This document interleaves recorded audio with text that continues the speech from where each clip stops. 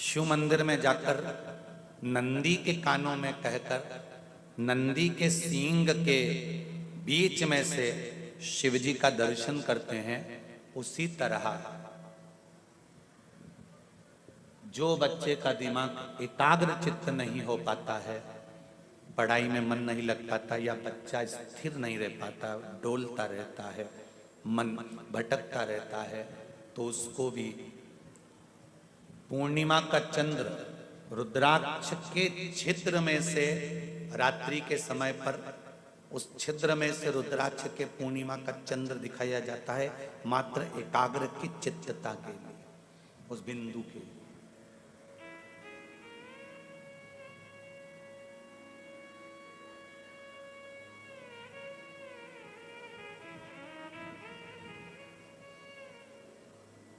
चित्त वृत्ति को स्थिर करना।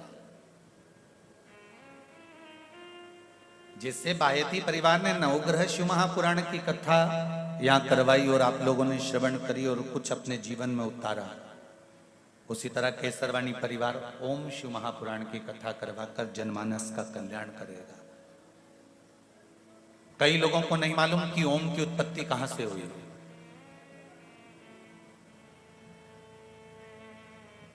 क्यों हुई है, किस लिए हुई है। सारे मंत्रों में ओम का उच्चारण क्यों किया जाता है, चाहे वो किसी भी देवता का मंत्र क्यों ना हो। उस ओम की महत्वता क्या है।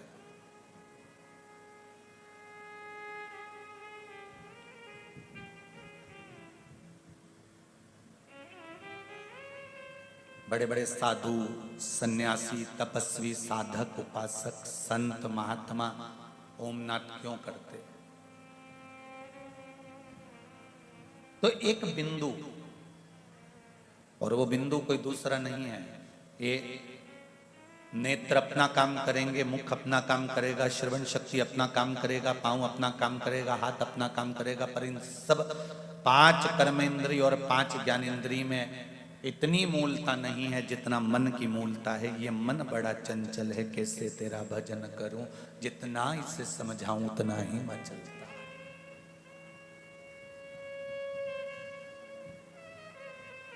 ऐसी कोई जगह नहीं जहां मन 2 बार न डोला हो। मन के 2 भाग हर जगह पर हो जाते हैं। किसी ने पूछा मन के 2 भाग क्यों होते हैं, तो विद्येश्वर संहिता में कहा गया कि शंकर और पार्वती का एक स्वरूप है अर्धनारीश्वर, आधा शिव आधा पार्वती। जब शंकर और पार्वती का स्वरूप आधा आधा है, तो मनुष्य का जो स्वरूप है, मनुष्य का जो शरीर है, वो भी आधा आधा है। राइट हैंड पुरुष का है तो लेफ्ट हैंड माताओं का है। कभी विचार करा आप लोगों ने कि भगवान कृष्ण ने गोवर्धन पर्वत उठाया था, बोलो सही है कि गलत है, बोलते जाओ जरा। उठाया था भगवान कृष्ण ने, जम के बोलिए। ठीक है, अब आपने केवल पुराण में पढ़ा है कि भगवान कृष्ण ने गोवर्धन पर्वत उठाया था। अगर भगवान कृष्ण गोवर्धन पर्वत उठाते तो सीधे हाथ पर उठाते, फिर उन्होंने उल्टे हाथ पर पर्वत क्यों उठाया था। भगवान कृष्ण को भी मालूम है कि सीधा अंग मेरा है और उल्टा अंग राधा का है, फिर पर्वत कृष्ण ने कैसे उठा लिया।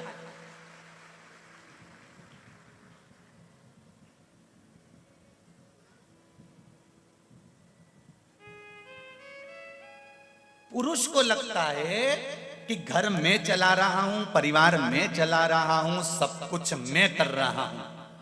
मेरा हाथ जोड़कर निवेदन है, ये राधा को पहचान जाना जो घर में रहकर पूरे घर का संचालन कर रही है।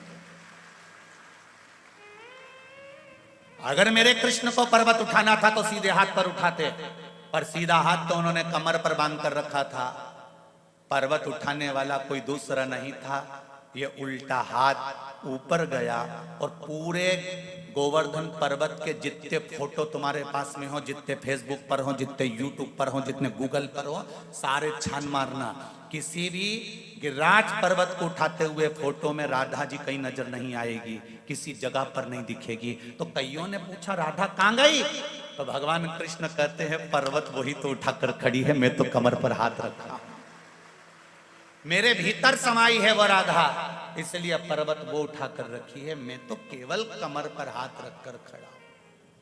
कछु माखन को बल बड़ो, कछु गुपियन को साथ, राधा सुना है, राधा जू की कृपा से गोवर्धन लियो है हाथ। यहां कोई दूसरा नहीं उठा रहा है,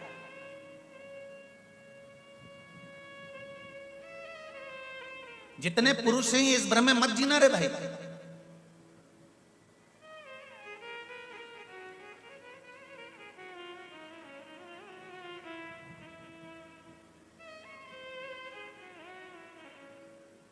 एक एक भजन की लाइन आप लोग गाते रहे, शाम के बिना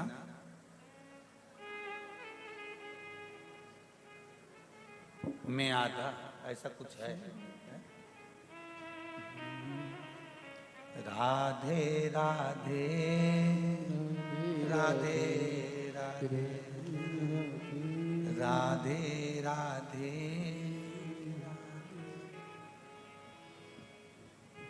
आधा। मेरे भगवान कृष्ण पर्वत को भी उठा रहे हैं तो उल्टे हाथ से उठा। आप इस भ्रम में मत रहना कि घर आप चला रहे हैं, परिवार आप चला रहे हैं, सब कुछ आप कर रहे हैं। माना आप दुकान जाते हैं, व्यापार करते हैं, व्यवसाय करते हैं, नौकरी करते हैं, सर्विस करते हैं, ये सारी भगवान कृष्ण ने अपने कमर पर हाथ रखकर बता दिया कि काम के मामले में कमर कस कर रखी है मैंने, इसलिए कमर पर हाथ रखा है। पर उठाने वाली, संभालने वाली, संभाल कर रखने वाली, 7 दिन तक इस पर्वत को अगर संभाल कर रखने वाली है तो कोई दूसरी नहीं, मेरी अर्धांगिनी, मेरे आदि स्वरूप की मालिक राधा रानी है। इसलिए पर्वत को इस छोटी सी उंगली पर उठाया भगवान कृष्ण। कई लोग भगवान कृष्ण, तो लोग कहते हैं कि भगवान कृष्ण ने पर्वत उठाया था, पर ध्यान तो दो रे भाई।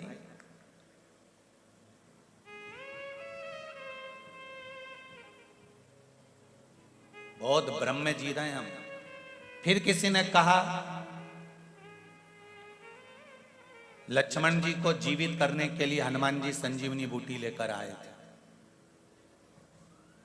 लोगों ने बहुत कहा कि हनुमान जी संजीवनी बूटी लाए थे, अगर हनुमान जी संजीवनी नहीं लाते तो लक्ष्मण मर जाते, प्राण छूट जाते। अगर हनुमान जी संजीवनी लाते होते भाई तो भरत जी ने बाण छोड़ा था जब हनुमान जी महाराज के पांव में लगा था और हनुमान जी अयोध्या में गिर गए थे।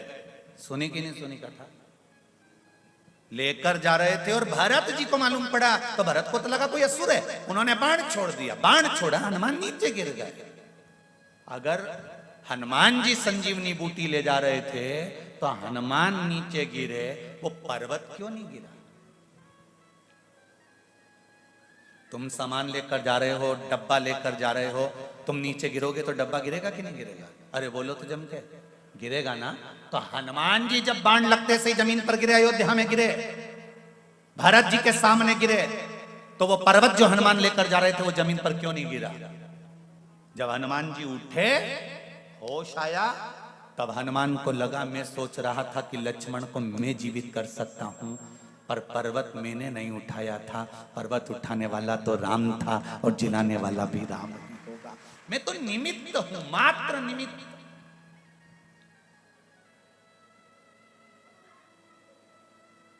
शिव महापुराण की कथा जजमान करा रहे हैं, शंकर करा रहे हैं, शंकर सुन रहे हैं, शंकर बाच रहे हैं। आप और हम तो केवल निमित्त हैं। शिव जी को बाहेती परिवार द्वारा कराना थी, इनको निमित्त बना लिया। आपको भाग्यनगर में सुनना थी, इसलिए सियोर वाले महाराज को निमित्त बना लिया और आपने कथा सुन ली। निमित्त था, मात्र निमित्त।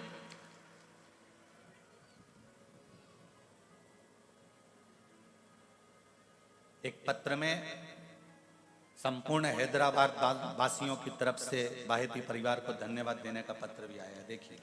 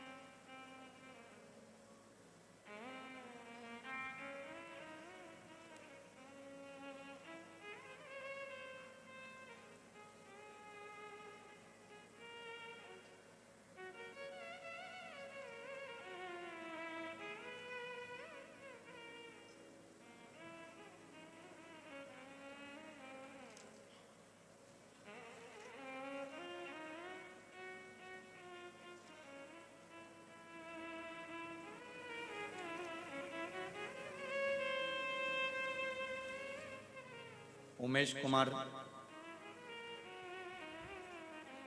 श्री राम भाग्यनगर सनातन सेवा समिति के सभी पदाधिकारियों की ओर से, सभी कार्यकर्ताओं की ओर से श्री नवग्रह शिव महापुराण कथा का आयोजन भाग्यनगर में, भाग्यनगर के निवासियों को जिस बाहेती परिवार ने लाभान्वित करा है, उनको हजारों हजार बधाइयां दी गई। ये बधाई, इसमें उमेश कुमार जी अध्यक्ष का भी वर्णन लिखा है। ये केवल बधाइयां नहीं है, ये शिव द्वारा जो निमित्त बनाया गया है, शंकर के द्वारा जो आपको बाहेती परिवार को मार्गदर्शन कर कर कहा कि शिव पुराण की कथा करवा और भाग्यनगर के लोग इसको श्रवण कर भाग्यशाली बन जाएं, इससे बढ़कर कोई सौभाग्य नहीं हो सकता। प्रसन्नता,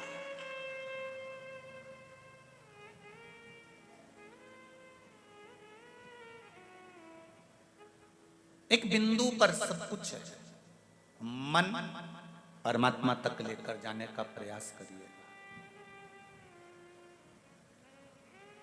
शिव पार्वती आधे आधे हैं, आधा पुरुष आधा स्त्री।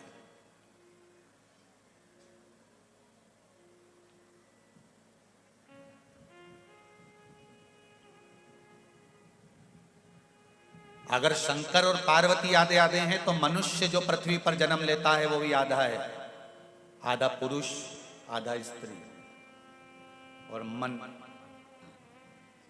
जैसे ये मनुष्य का शरीर दो भाग में बटा है तो मन भी दो भाग में बटा है। जब भी कोई काम करोगे तो मन के दो टुकड़े हो जाएंगे अपने आप उसी समय। कथा में आ रहे थे, आते आते अलमारी खोली, साड़ी निकाली तो दो मन हो गए, पीली पहनूं कि लाल पहनूं, हरी पहनूं कि गुलाबी पहनूं। तुरंत मन के दो हिस्से हो जाते हैं बस कपड़े निकालते समय। घर से निकल रहे थे,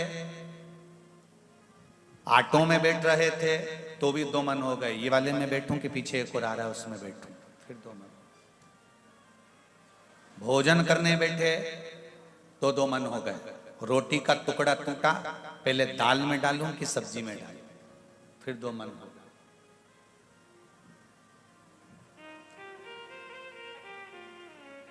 विवाह शादी करने का समय आया तो दो मन हो गए, दो बायोडाटा पड़े हुए हैं, दोनों लड़की अच्छी है, दोनों पढ़ी लिखी है, दोनों विद्वान है, दोनों का परिवार अच्छा है, इससे करूं कि उससे करूं, फिर दो मन। लड़का देखा दो मन हो गए, लड़का अच्छा है, जॉब वाला है, सर्विस वाला है, परिवार अच्छा है, इससे करूं या उससे करूं।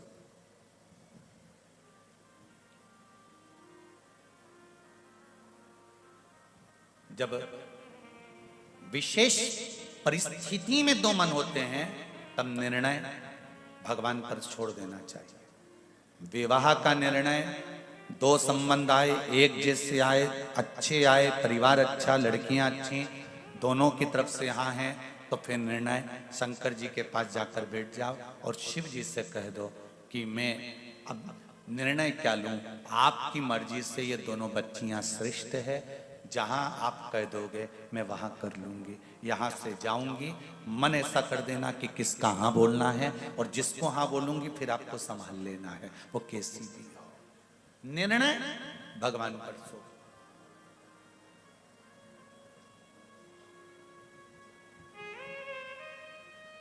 जब व्यक्ति का निर्णय चलता है तब तक भगवान कभी साथ नहीं देता, जब भगवान का निर्णय चालू होता है तब भगवान साथ देता है। कई लोगों ने कहा पांडव हार रहे थे और भगवान कृष्ण देख रहे थे।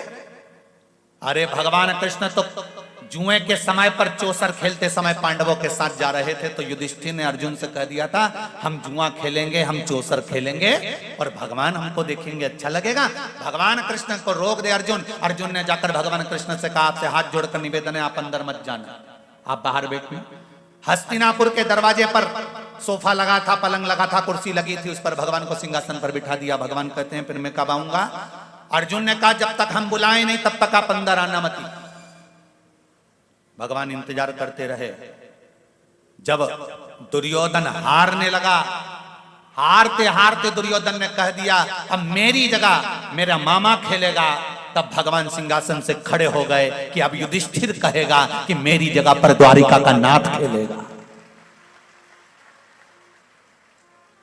तब युधिष्ठिर खड़े हो, भगवान कृष्ण खड़े होकर सोचते हैं कि अब युधिष्ठिर कहेगा कि मेरी जगह पर द्वारिका का नाथ खेलेगा, अब मुझे खेलने जाना पड़ेगा। और भगवान कदम आगे बढ़ाने लगे, पर युधिष्ठिर के मुख से नहीं निकला कि कृष्ण खेलेगा। अंत में युधिष्ठिर हार गए, द्रौपदी को भी हार गए, आखिरी तक भी भगवान नहीं गए। तब अंत में द्रौपदी ने अपने गुरु द्रोणाचार्य से पूछा कि मेरा चीर खिंचा रहा है, सब देख रहे हैं, कोई तो मेरा साथ दो। तब भगवान गुरु द्रोणाचार्य ने कहा, इस सभा में जितने बैठे हैं कोई तेरा साथ नहीं देगा द्रौपदी। संसार वाले घर तक साथ देंगे, शमशान तक भी साथ देंगे, पर अंतिम समय में तो वही साथ देने वाला है।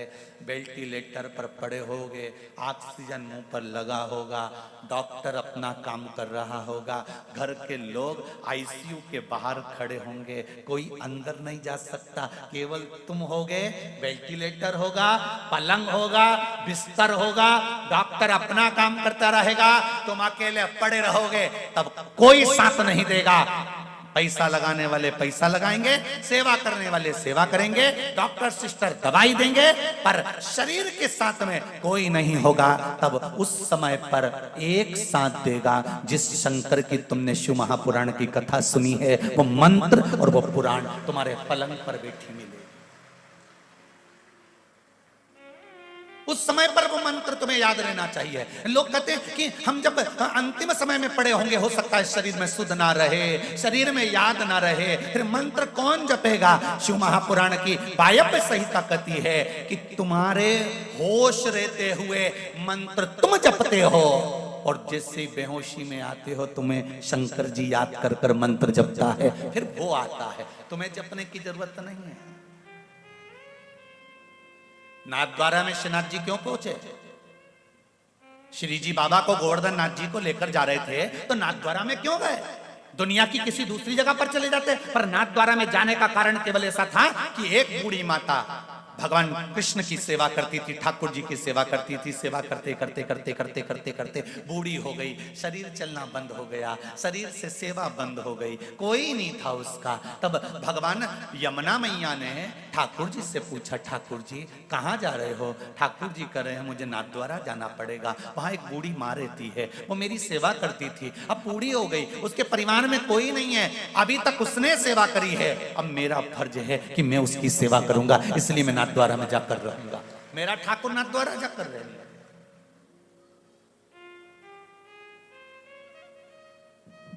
आप शिव के मंदिर में एक लोटा जल चढ़ाने अगर रोज जा रहे हो, बेलपत्री चढ़ाने के लिए शिव मंदिर जा रहे हो, भगवान शंकर का दर्शन करने के लिए शिव मंदिर जा रहे हो, भगवान का गुणगान करने के लिए शिव मंदिर जा रहे हो, तो चिंता मत करना, जब ये शरीर बेकार हो जाएगा, वो नहीं जा पाएगा, उस समय पर मेरा भोलेनाथ तुम्हारे दरवाजे पर आएगा, उस समय पर पहुंचेगा। मैंने तेरे ही भरोसे ओ बाबा, तेरे ही भरोसे हवा बिच उड़ती जावांगी, बाबा डोर हथों छठी नामे कटी जावांगी, बाबा मैं तेरी पतंग, ओ भोले मैं तेरी पतंग। फिर दूसरा कोई नहीं आया, उस समय पर शिव आए।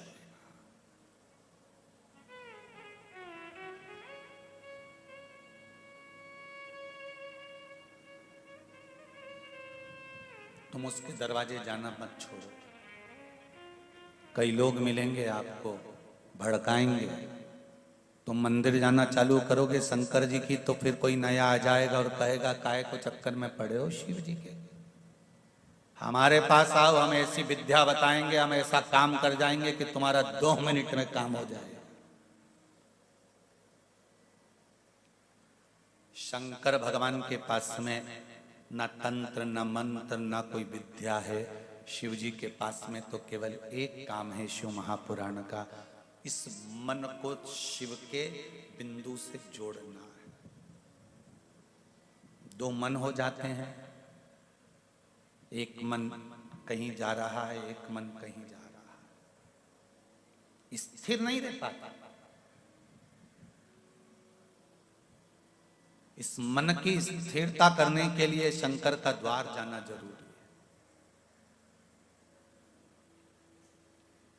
जो वहां से मिलेगा वो जीवन का सुख देने वाला मिलेगा। एक पत्र आया है, देखिए।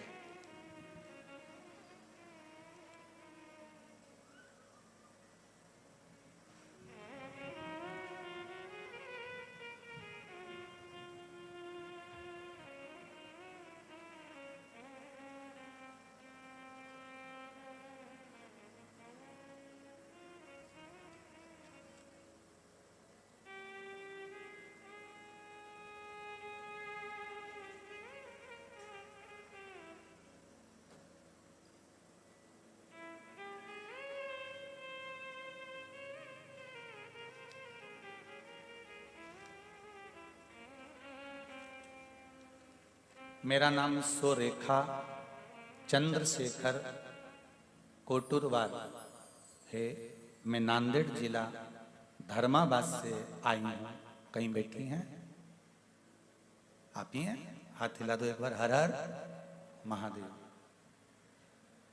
नांदेड़ जिला धर्माबाद से आई हूँ। मैं शिव जी का वर्णन क्या करूं गुरुदेव, मुझ पे बहुत कृपा करी है शिव जी ने। मेरे बगल में एक गठान हो गई थी और पेट में भी एक गठान हो गई थी। डॉक्टरों ने ऑपरेशन का कहा, जांच के लिए भी जा रही थी, पर मैंने ऑपरेशन ना कराकर फुलेरा दूज का उपाय जो बताया था उसको करना प्रारंभ करा और शिव जी पर विश्वास रखकर करा। तो बाबा की कृपा से मेरी बगल की जो गठान थी वो भी और पेट के अंदर की जो गठान थी वो भी दोनों गल चुकी हैं और मैंने उसकी जांच करा ली है। हर हर महादेव। दीदी, मेरी बेटी को माइग्रेन की तकलीफ थी।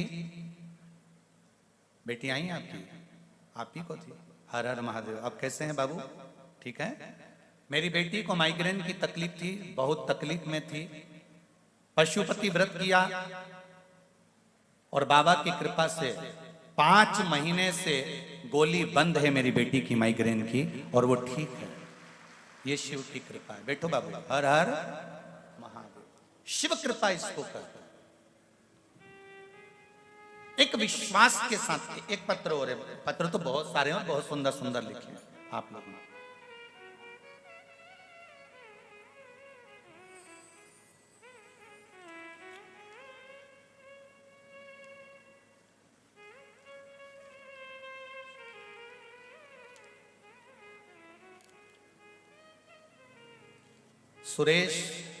सुदेश विजय लक्ष्मी चौहान, सिकंदराबाद, राम गोपाल पेट। कहीं बैठे हैं? आप ही हैं? दोनों हाथ हिला दो। कुबेरेश्वर धाम बाबा का चमत्कार क्या बताऊं आपको। यह धाम 12 ज्योतिर्लिंग के मध्य में है। कुबेरेश्वर धाम जैसा मध्य प्रदेश राष्ट्र का नाम है, वैसा ही 12 ज्योतिर्लिंग के बीच में कुबेरेश्वर धाम है। मध्य प्रदेश सीहोर में मैं अपने सहेलियों के साथ रुद्राक्ष महोत्सव शिवरात्रि को आई थी। बाबा ने यह चमत्कार कर दिया। मैंने 2 बाबा पशुपति व्रत भी किए। सीहोर के आने के बाद 8 दिन के अंदर मुझे मेरा घर प्राप्त हो गया। मैं बाबा को धन्यवाद देने आई। बुधवार त्रयोदशी की हार्दिक शुभकामनाएं आप सभी को। बाबा कृपा करे, विराजिए। हर हर महादेव। शिव भक्ति होती ही ऐसी है। शंकर का अनुमोदन।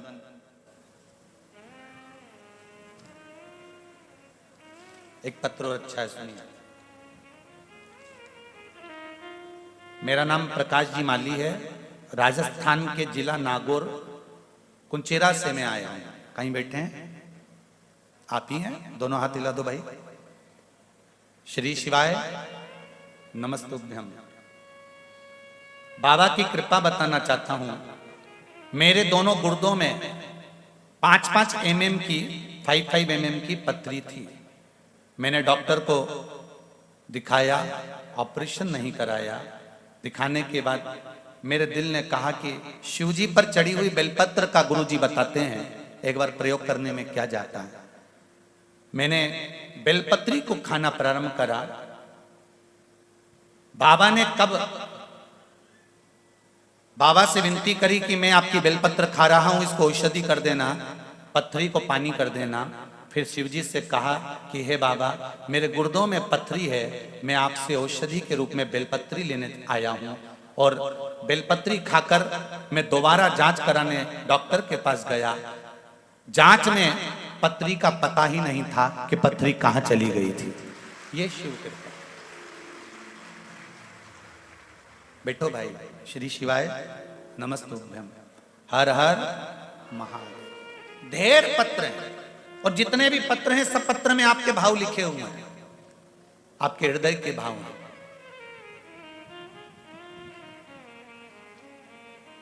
चित्त से, वृत्ति से, मन से एकाग्र एक बिंदु के साथ अगर हमने महादेव की आराधना करी,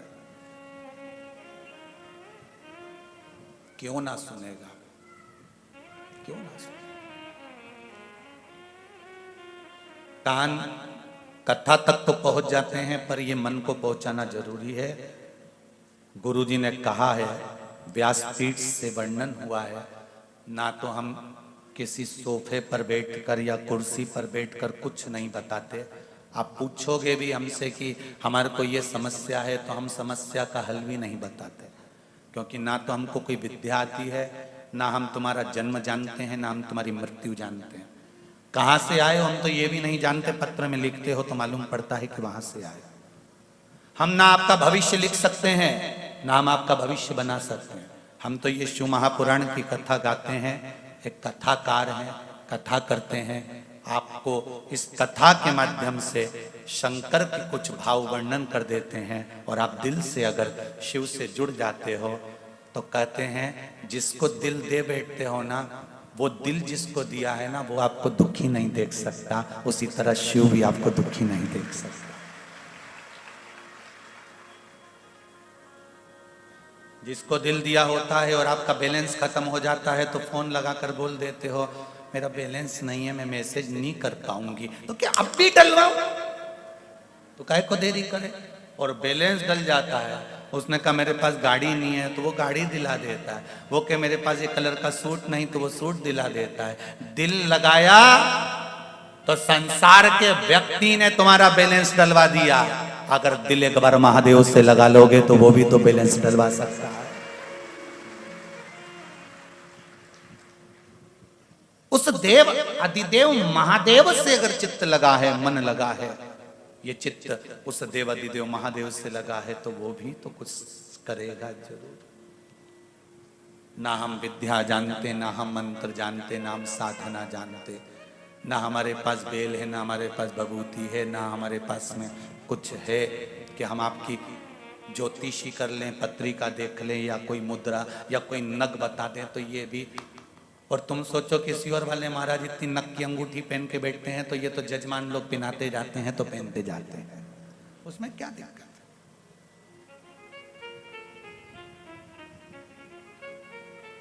इतना जरूर जानते हैं कि सारी समस्या का हल एक लोटा जल। इसलिए छाती ठोक कर कहते हैं कि किसी के कहने पर भटक मत जाना, भ्रम में मत पड़ जाना, शंकर का दरवाजा मत छोड़ना जब तक वो तुम्हारे लिए कुबेर का खजाना ना खोल दे। मत छोड़ो, उसकी चौखट पकड़ के रखो। रस्सी का सिरा तुम्हारे हाथ में है तो कुएं की बाल्टी का पानी तुम्हारे पास जरूर आएगा। गहराई जरूर है, रस्सी का सिरा पकड़कर रखना, रस्सी को मत छोड़ देना, नहीं तो पानी के अंदर चली जाएगी, फिर किसी काम का नहीं। कई लोग आएंगे, भटकाएंगे, भ्रम में ढालेंगे, क्यों चक्कर में पड़े हो, हमारे साथ ना चलो, वहां ऐसा होता है, वहां ये चमत्कार होता है, वहां वो चमत्कार होता है।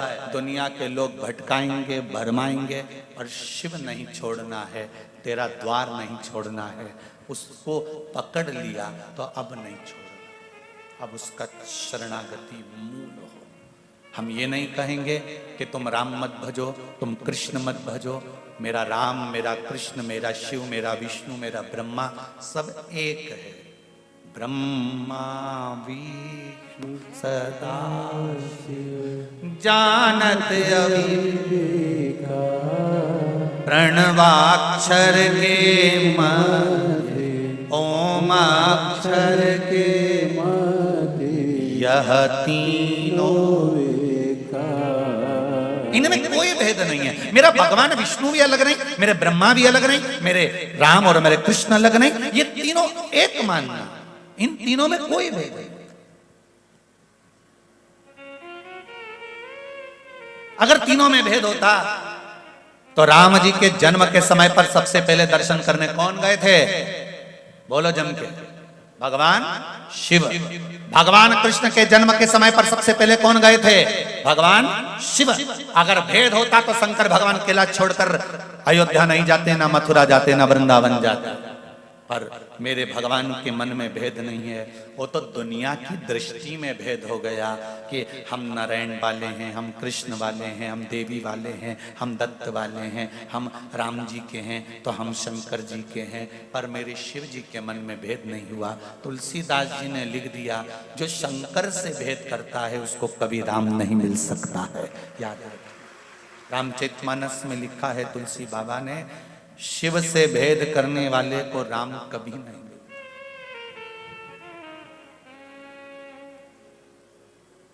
भेद ना करिए, मन से जुड़िए। आप उसके द्वार, आप उसके मंदिर, आप उसकी चौखट पर, आप उसके दरवाजे पर जाते रहो।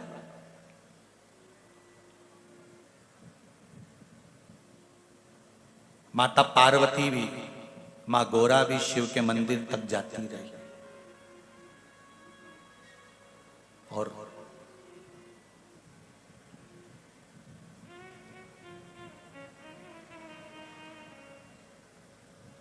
मां गौरा भी शिव के मंदिर तक जाती रही तो उनको भी शिव मिले, शंकर मिले।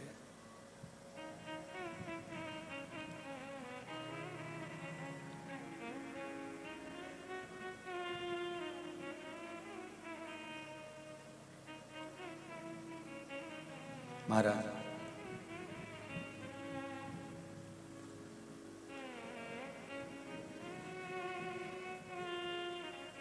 भगवान मंदिर जाति गोरा त्रिपुरारी मिल गए। भगवान स्वयं शिव जब पार्वती मैया मां गौरा जब शिव के द्वार तक जाती हैं तो शंकर क्यों नहीं मिलेंगे? कैसे प्राप्त नहीं होंगे? आप पहुंचो तो उसके दरवाजे तक।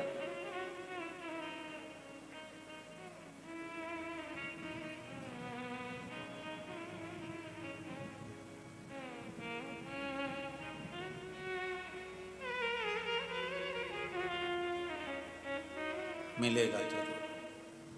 मंदिर जाती गोरा रे त्रिपुरारी मिल गए रे। मंदिर जाती गोरा रे त्रिपुरारी मिल गए रे। मंदिर जाती गोरा ने त्रिपुरारी मिल गए रे। मंदिर जाती गोरा रे त्रिपुरारी मिल गए रे।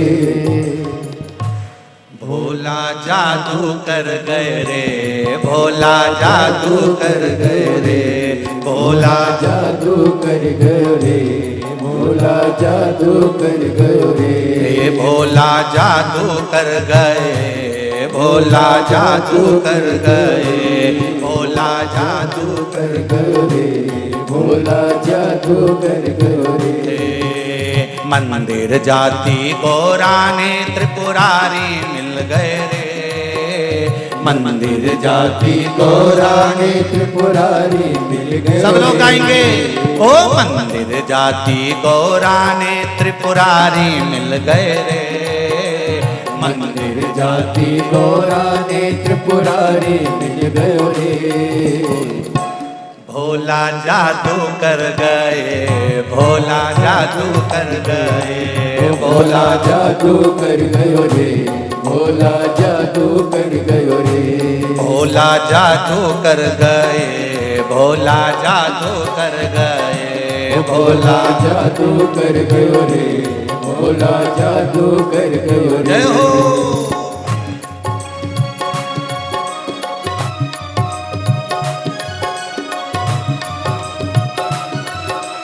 गोरे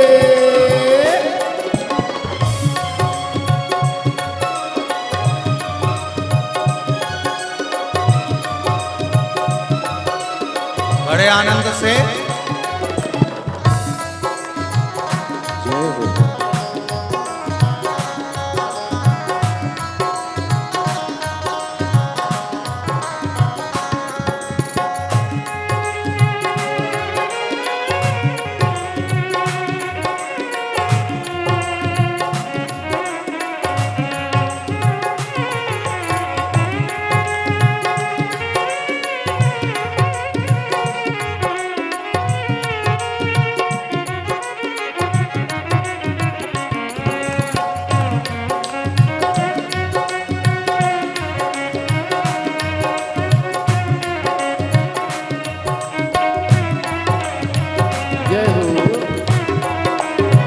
दोनों हाथों से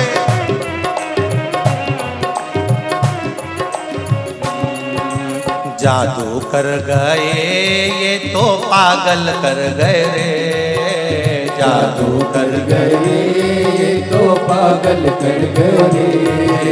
पागल कर गए ये तो बावरी कर गए रे, पागल कर गए तो पागल कर गए रे। भोला जादू कर गए, भोला जादू कर गए, भोला जादू कर गयो रे, भोला जादू कर गयो रे। भोला जादू कर गए, भोला जादू कर गए, भोला जादू कर गयो रे, भोला जादू कर गयो रे। गोरा ने समझावे में ना क्या हो गया रे, गोरा ने समझावे गोरा ने समझावे में ना क्या तुझ हो गया रे, गोरा ने समझावे में ना क्या तुझ हो गया रे। भोला जादू कर गए, भोला जादू कर गए, भोला जादू कर गयो रे, भोला जादू कर गयो रे। भोला जादू कर गए, भोला जादू कर गए, भोला जादू कर गयो रे, भोला जादू कर गयो रे। जय हो।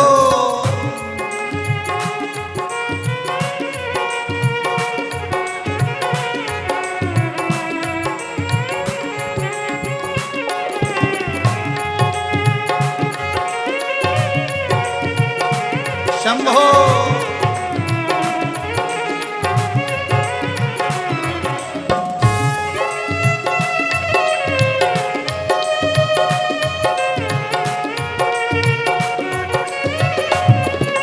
जय हो।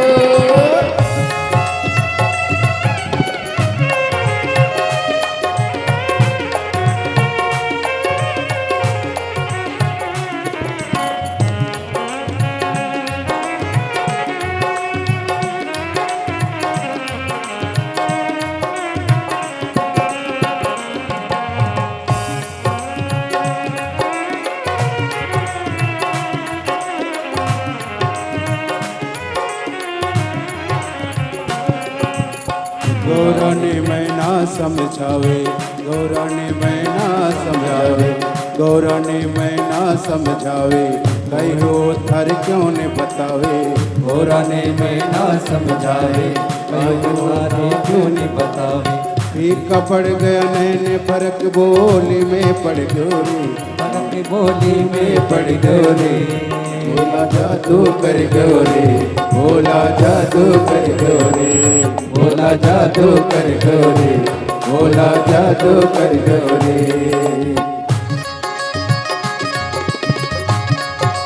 बोले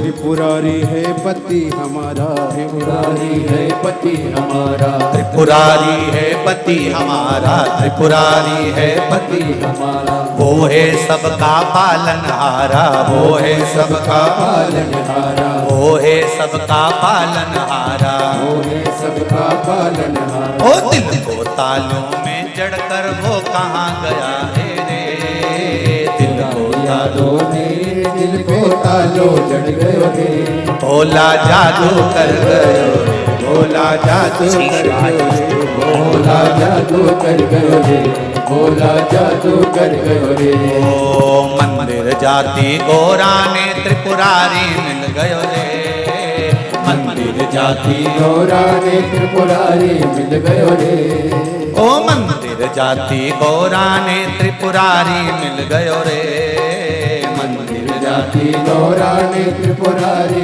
मिल गयो रे।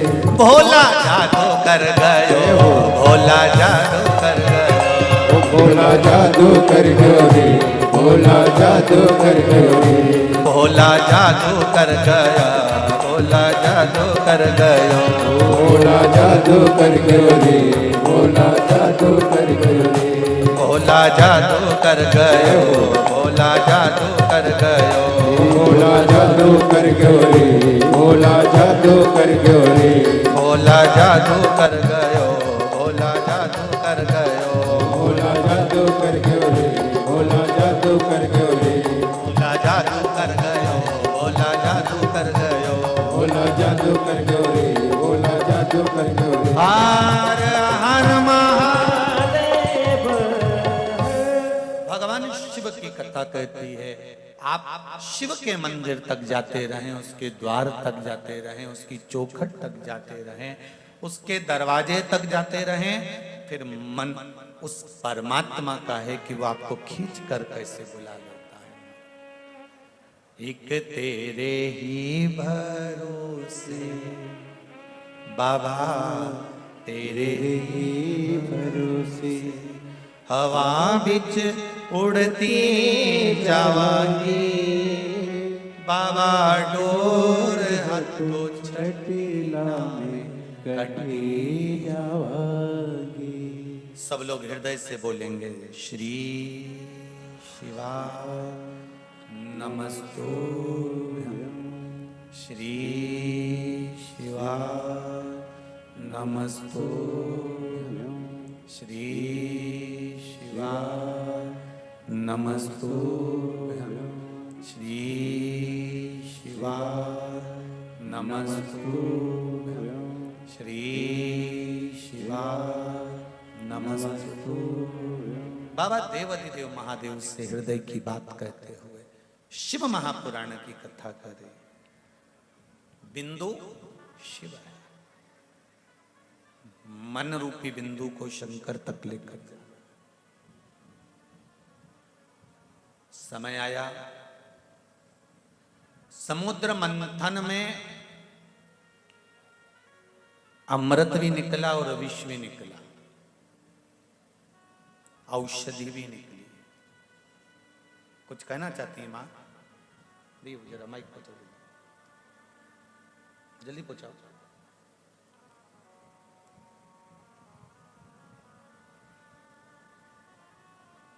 समुद्र मंथन में विष भी निकला है तो अमृत भी निकला। दे दो जल्दी। श्री शिवाय नमस्तुभ्यम। नमस्ते। कहाँ से आई है माँ? मैं हैदराबाद से ही हूँ। जी। मेरा बेटा हर्ष 26 साल का है, 2 साल से कोमा में है। मेरे को आपको आशीर्वाद चाहिए आपका। बाबा की कृपा हो।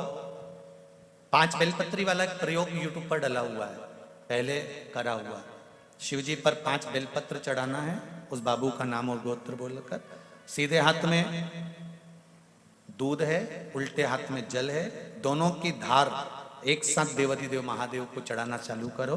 बाबा देवाधिदेव महादेव चाहेगा तो आप सागर वाली कथा में सूचना कर देंगे कि वो ठीक हो चला है। श्री शिवाय नमस्तुभ्यम। बाबा देव अधिदेव महादेव शंकर ओघड़ दानी, उसकी कृपा उसकी दया नित्य हो। विष भी निकला है, अमृत भी निकला है। पुरानी कथाओं के लिए मैं वर्णन करूं आप लोगों को, यहां से व्यासपीठ से हम कहें आपको कि अगर घर में फ्री रहा करो तो सीहोर में जो शिव महापुराण की कथाएं पूर्व में कोरोना काल के अंतर्गत जो करी गई हैं उसमें बहुत सारे उपाय बताए गए हैं। उसको निकाल कर लिख कर रखो। जब तकलीफ आए या बीच बीच में जो शिव महापुराण की कथाएं होती हैं आप उसका स्मरण करें और उसमें जो जो उपाय वर्णन किए जाते हैं उसको रखें अपने पास। ये कहीं ना कहीं किसी ना किसी रूप में काम आ ही जाते हैं, क्योंकि अलग से तो हम कुछ बता नहीं पाते। जो व्यासपीठ से शिव महापुराण के अंतर्गत कोई बात है पुराणों से झूठ जो निकाल कर लेकर आए हैं, ढूंढ कर लेकर आए हैं, प्राप्त करें तो वो आपको वर्णन कर सकते। श्री शिवाय नमस्तुभ्यम। बैठो बैठो, सबकी सुनेंगे अभी। बाबा की कृपा हो, सब आनंद के साथ में आपके हृदय के भाव सबसे श्रवण हो। शंभु कथा कर विष भी निकला है और अमृत भी निकला है।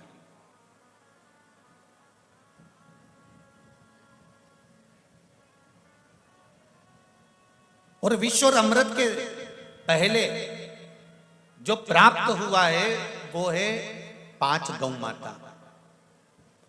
समुद्र मंथन में सबसे पहले गाय प्राप्त हुई है नंदा, सुभद्रा, सुरभि, सुशीला, बहुला। ये 5 गाय मंथन के समय पर प्रकट हुई। 5 गौ माता मंथन के समय पर प्रकट हुई। 5 गौ माता की प्राप्ति हुई है मंथन। इनके प्राप्त करने का कारण क्या था? इनके प्राप्त करने का कारण केवल इतना था कि जो विष पिएगा उसका कंठ जलेगा। कंठ की जलन को अगर कोई रोक सकता है तो वो गौ माता का दूध रोक सकता। कई लोग कहते हैं शंकर भगवान को दूध चढ़ाने से क्या होता है, थोड़ा सा चढ़ाकर बाकी का किसी को पिला दो, दे दो। हम कहेंगे शंकर जी के हिस्से का ही क्यों देना? अगर दूसरे को देना है तो 5 रुपए का शिव जी का ले रहे हो तो 5 रुपए का दूसरे को पिलाने के लिए ले लो, पर शंकर के हिस्से का ही क्यों?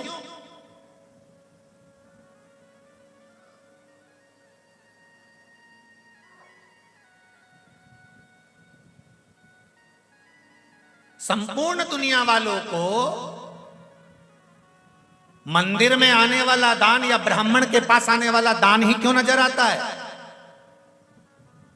दूसरे भी तो धर्म के ठेके बने हुए हैं, उनका दान नजर क्यों नहीं आता कि वहां पर भी तो कुछ आता होगा, वो दान कर दे।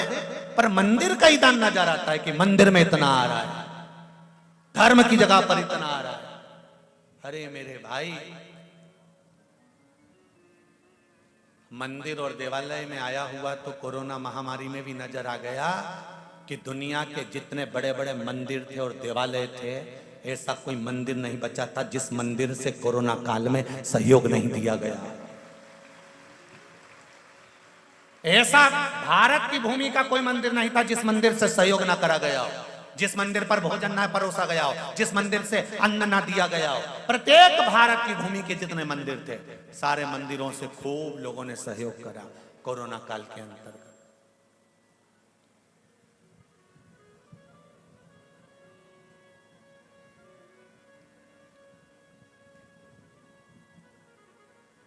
सनातन धर्म कभी किसी को दुखी नहीं देखता।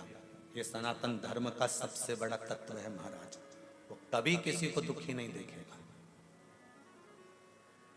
वो समर्पण का भाव रखता है।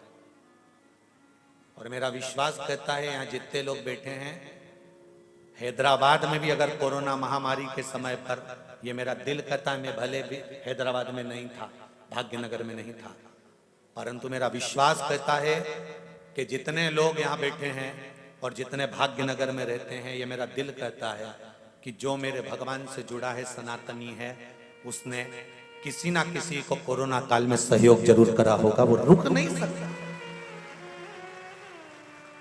एक सनातनी, सनातन धर्म के अंतर्गत पैदा होने वाला व्यक्ति कभी किसी को दुखी नहीं देख सकता। हम कष्ट देते भी नहीं है तो कष्ट लेते भी नहीं। हम किसी को नहीं कहते कि तुम कष्ट भोगो, आप तो सुख है। सर्वे भवन्तु सुखिना, सुखी रहे संसार में, दुखिया रहे ना कोई। ये अभिलाषा मेरी है, सो प्रभु पूर्ण। संसार में सब सुखी।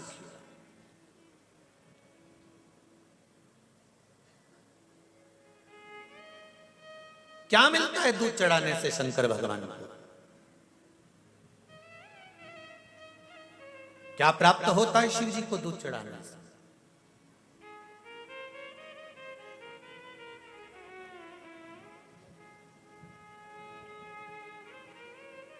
शंकर भगवान को गन्ने के रस से अभिषेक किया जाता है, मौसम्बी के रस से अभिषेक किया जाता है, जल से अभिषेक किया जाता है, दूध से अभिषेक किया जाता है, दही से अभिषेक किया जाता है, घृत से अभिषेक किया जाता है, तेल से अभिषेक किया जाता है।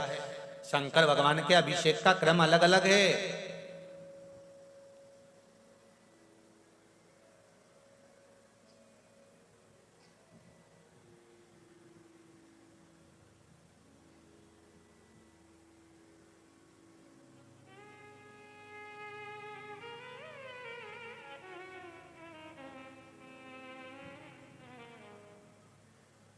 अलग अलग उसका क्रम है।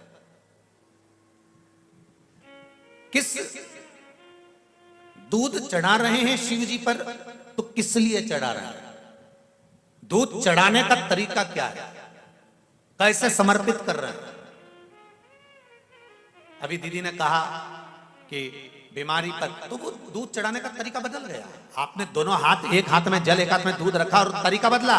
अभी तक आप दूध चढ़ा रहे थे तो ऐसे चढ़ा रहे थे। अर्थात किस जगह पर व्यक्ति पड़ा हुआ है, कोमा में है, वेंटिलेटर पर है, आईसीयू में है, उसका तरीका बदल जाता है दूध चढ़ाने का।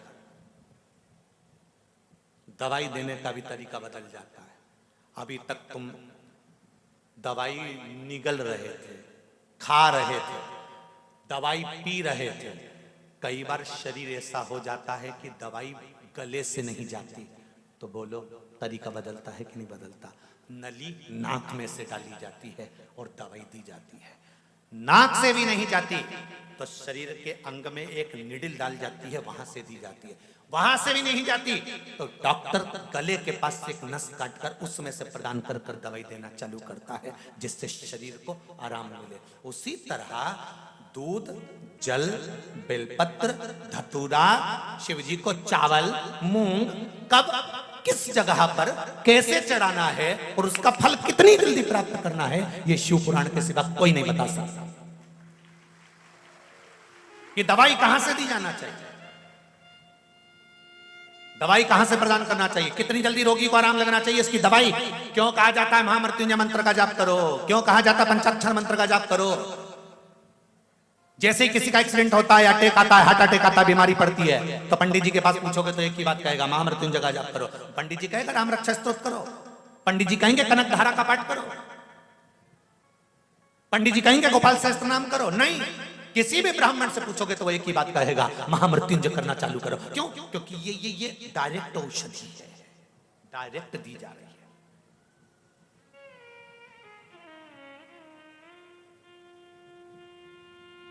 धन प्राप्ति के लिए, व्यापार वृद्धि के लिए दूध चढ़ाने का स्थान चेंज हो जाता है, शिव जी को जब दूध चढ़ाया जाता है तो पहले जलाधारी पर चढ़ाया जाता है, उसके बाद शिवलिंग पर चढ़ाया जाता है, तो दूध कार्य करना प्रारंभ कर देता है, संपदा बढ़ाना चालू कर देता है। रोग मुक्ति के लिए जब भी दूध चढ़ाया जाता है तो जल और दूध की मात्रा बराबर करी जाती है।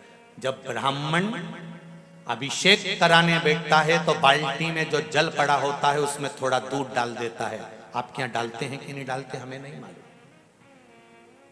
ब्राह्मण जब रुद्री से अभिषेक कराने बैठता है तो बाल्टी में रखे हुए जल में दूध डाल देता है। उससे पूछा कभी आपने कि महाराज जी आपने ये बाल्टी के जल में दूध क्यों डाला गया है? बाल्टी भरी हुई पानी की और उसमें थोड़ा सा तुमने दूध क्यों डाला है? तो ब्राह्मण बताएगा कि दूध और पानी मिलाकर शंकर जी का अभिषेक इसलिए करा जाता है कि जिस गोत्र का व्यक्ति अभिषेक कर रहा है, इस गोत्र के व्यक्ति के यहाँ अगर कोई रोगीला है, कोई बीमार है, कोई कष्ट भोग रहा है, तो अभिषेक करते करते उसका रोग मिट जाए, इसलिए जल में दूध मिलाकर चढ़ाया जाता है।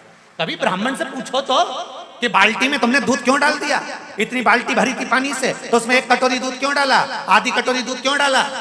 अभिषेक करना था तो दूध का अलग, इसलिए ब्राह्मण जब अभिषेक कराता है तो दूध का अभिषेक अलग, दही अलग, पंचामृत की वस्तुएं अलग और पंचामृत मिला हुआ अलग, और बाद में जब लगातार अभिषेक चालू करता है रुद्री से तो उसमें बाल्टी में जल और जल में भरे हुए में थोड़ा सा दूध डालकर चालू कर देता है, उसको चलाता रहता चलाता।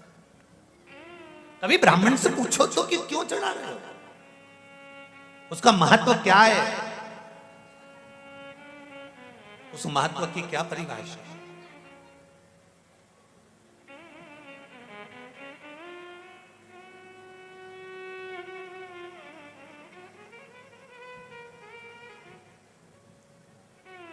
मराठी श्रावण के महीने में, महाराष्ट्रियन जो श्रावण का महीना आता है वो उत्तर के श्रावण के महीने के बाद आता है। तो महाराष्ट्रियन श्रावण के महीने में महाराष्ट्र की ही पावन धरा पर परली बैजनाथ में जो शिव महापुराण की कथा होगी उसमें अभिषेक शिव महापुराण की कथा होगी। सोमानी जी जिन्होंने इस कथा को लिया है परली बैजनाथ के लिए, तो वो पूछ रहे हैं रोज फोन लगाकर कि कथा का टॉपिक क्या रहेगा, तो आप लिख लेना कि अभिषेक शिव महापुराण की कथा होगी। एक जल क्यों, दूध क्यों, शहद क्यों, गन्ने का रस क्यों, गंगा जल क्यों, पवित्र नदियों का जल क्यों,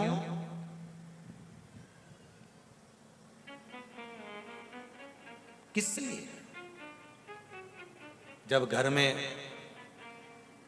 संतान की वृद्धि नहीं होती है तो 7 कुआं बोलते हैं, तुम्हारे यहाँ बावड़ी बोलते हैं, तालाब बोलते हैं, जो भी हो, जहां जल का स्रोत बना हुआ, जल का जहां स्रोत बना, जल का स्रोत से मतलब होता है कि जिस कुएं में या हैंडपंप में या पानी जहां से आता रहता हो, ऐसे कुआं बावड़ी से 7 जगह से जल लाया जाता है।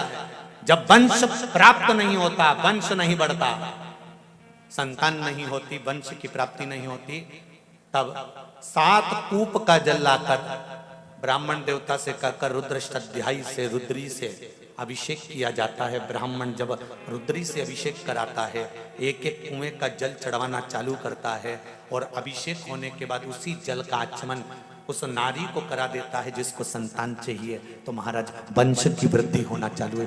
जल के महत्व को भी समझो, उस जल की मूलता को भी समझो। भगवान शंकर के अभिषेक की माय लोगों ने कह दिया, भगवान को मेरा निवेदन है आप लोग थोड़ा कथा का वस्तु ग्रहण करें, उसके बाद मौका दिया जाएगा तब आप लोग खड़े होंगे, निवेदन है। जल की महत्वता को समझें, दूध की महत्वता को समझें। हम भगवान शंकर पर जो वस्तु समर्पित कर रहे हैं उसके मूल तत्व को तो हम समझें, हम उसके मूल तत्व को नहीं समझ पाते। महाराज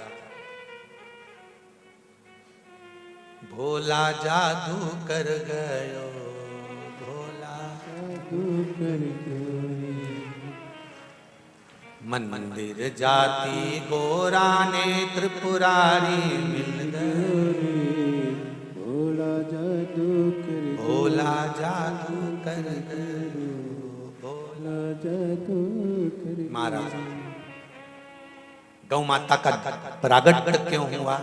शंकर भगवान के कंठ के विष को रोकने के लिए, कंठ के विष को रोकने के लिए।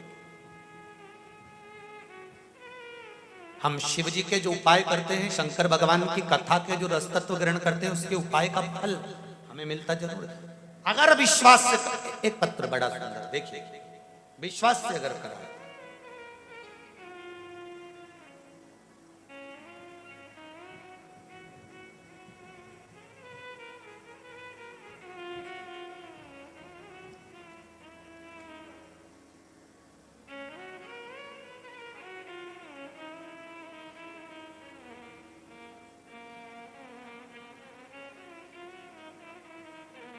ज्योति प्रकाश करेप्पा, उदगीर जिला लातूर। कहीं बैठी हैं आप? ही हैं? दोनों हाथ हिला दो एक बार। हर हर महादेव। गुरुदेव, हम उदगीर लातूर से कथा सुनने आए हैं।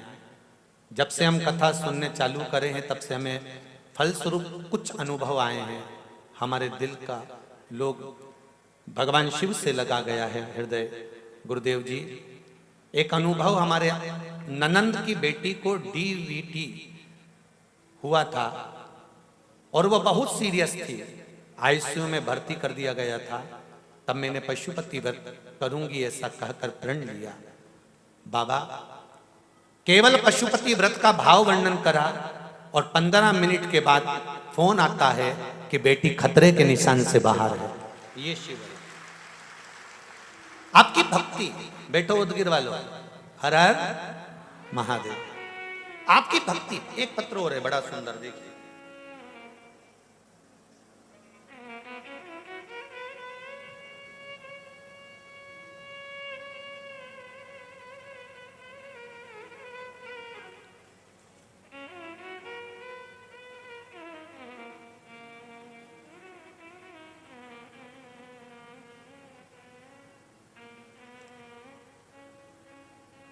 कैलाश चंद्र जी माहेश्वरी, देवास मध्य प्रदेश से कथा सुनने आए हैं।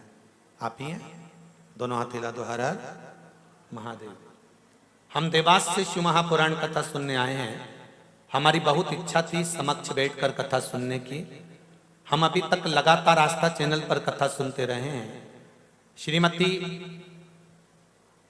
तो मोबाइल पर भी कथा सुनती हैं लगातार। हमें कोरोना भी हुआ और मुझे ब्लैक फंगस भी हुआ। ब्लैक फंगस में आंखें पूरी तबाह हो गई। सभी डॉक्टरों ने जवाब दे दिया। बॉम्बे हॉस्पिटल में भी भर्ती करा गया, ऑपरेशन का कहा गया, परंतु मेरी धर्मपत्नी शिव महापुराण की कथा सुनती थी। आपका उपाय किया, बाबा की कृपा से बिना ऑपरेशन के ब्लैक फंगस से मैं बाहर निकल गया और मेरी आंखें ठीक हैं और मैं कथा को नमन करने आया। दोनों हाथ हिला दो एक बार। हर हर महादेव। विराजिए। श्री शिवाय नमस्ते। नीचे एक बड़ी सुंदर लाइन लिखी है माहेश्वरी जी आपने। भोले बाबा दया करना, मैं तेरे भरोसे। पत्र की लाइन एक बार आप भी दिल से कहो बाबा से। मेरे बाबा दया करना, मैं तेरे भरोसे हूँ। ना घर के भरोसे हूँ, ना परिवार के भरोसे ना घर के भरोसे हो, ना परिवार के भरोसे हो। मेरे बाबा दया करना,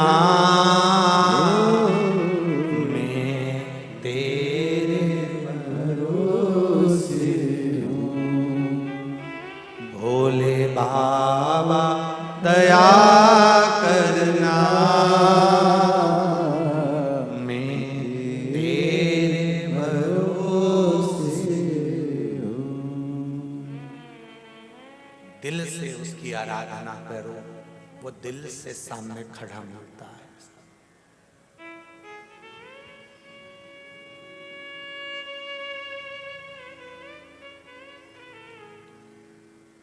एक कोई माँ आई है लखनऊ से, कानपुर से, पूरा एक दिन तो उसको हैदराबाद में जगह ढूंढने में लग गया। बेटा आंख से कमजोर है, नेत्र से दिखता नहीं। कहाँ बैठी है? आप ही हैं? बाबा की कृपा हो। उसने लिखा है, एक बेटा मेरा कुछ सालों पहले गुम गया, दूसरा बेटा है तो आंखों में तकलीफ है।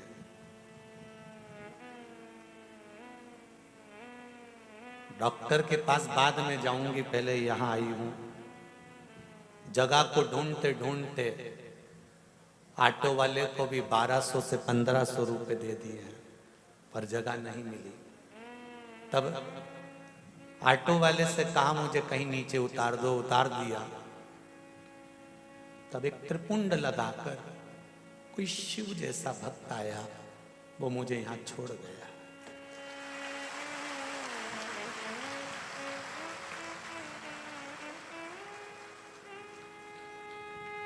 कहां शिव है?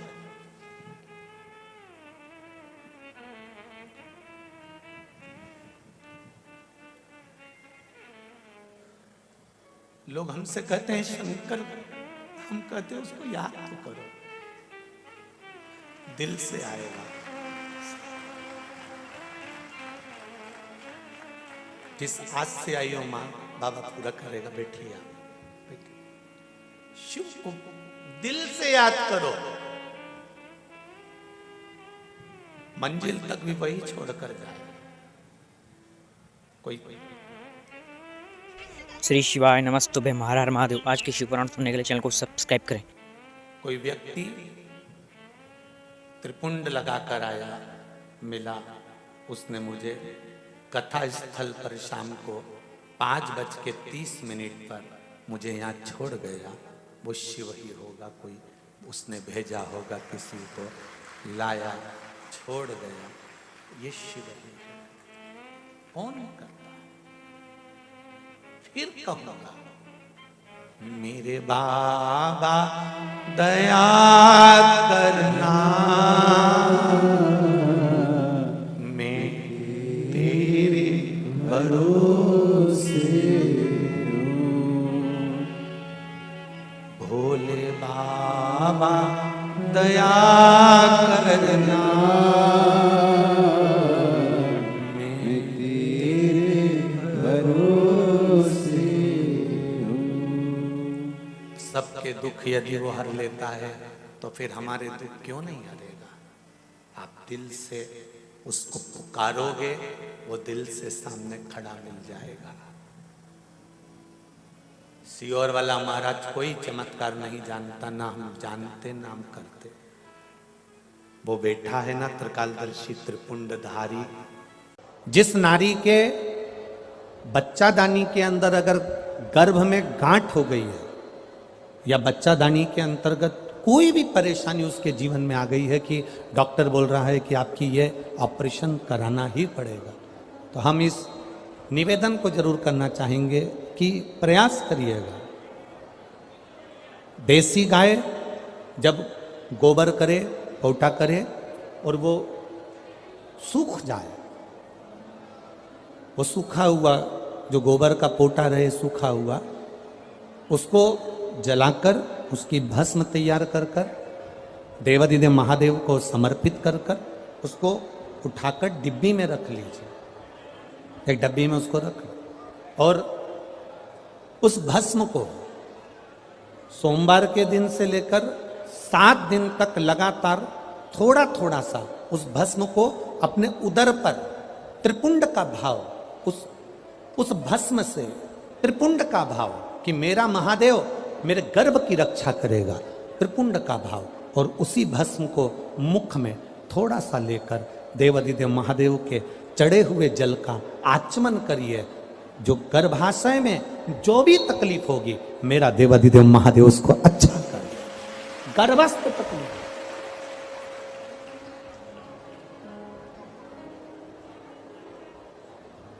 तेरी कृपा बिना न हिले एक भी अणु, लेते श्वास तेरी कृपा से तनो तनो। हे गंगाधर मुक्ति द्वार ओमकार तू, भोले ओमकार तू। आयो शरण तिहार शंभो तार तार तू।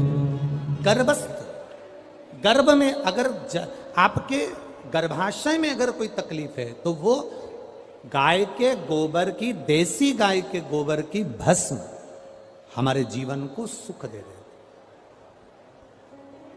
और भी अच्छे से समझे, मान लो आप त्रिपुंड का भाव भी नहीं रख सकते, उदर के ऊपर त्रिपुंड भी नहीं बना सकते, तो केवल भस्म को लेपन ही आप गर्भाशय पर अगर करेंगे तो बाबा उस पर भी कृपा करता है। ऐसा नहीं, शिव तत्व है। सारी समस्या का हल एक लोटा जल।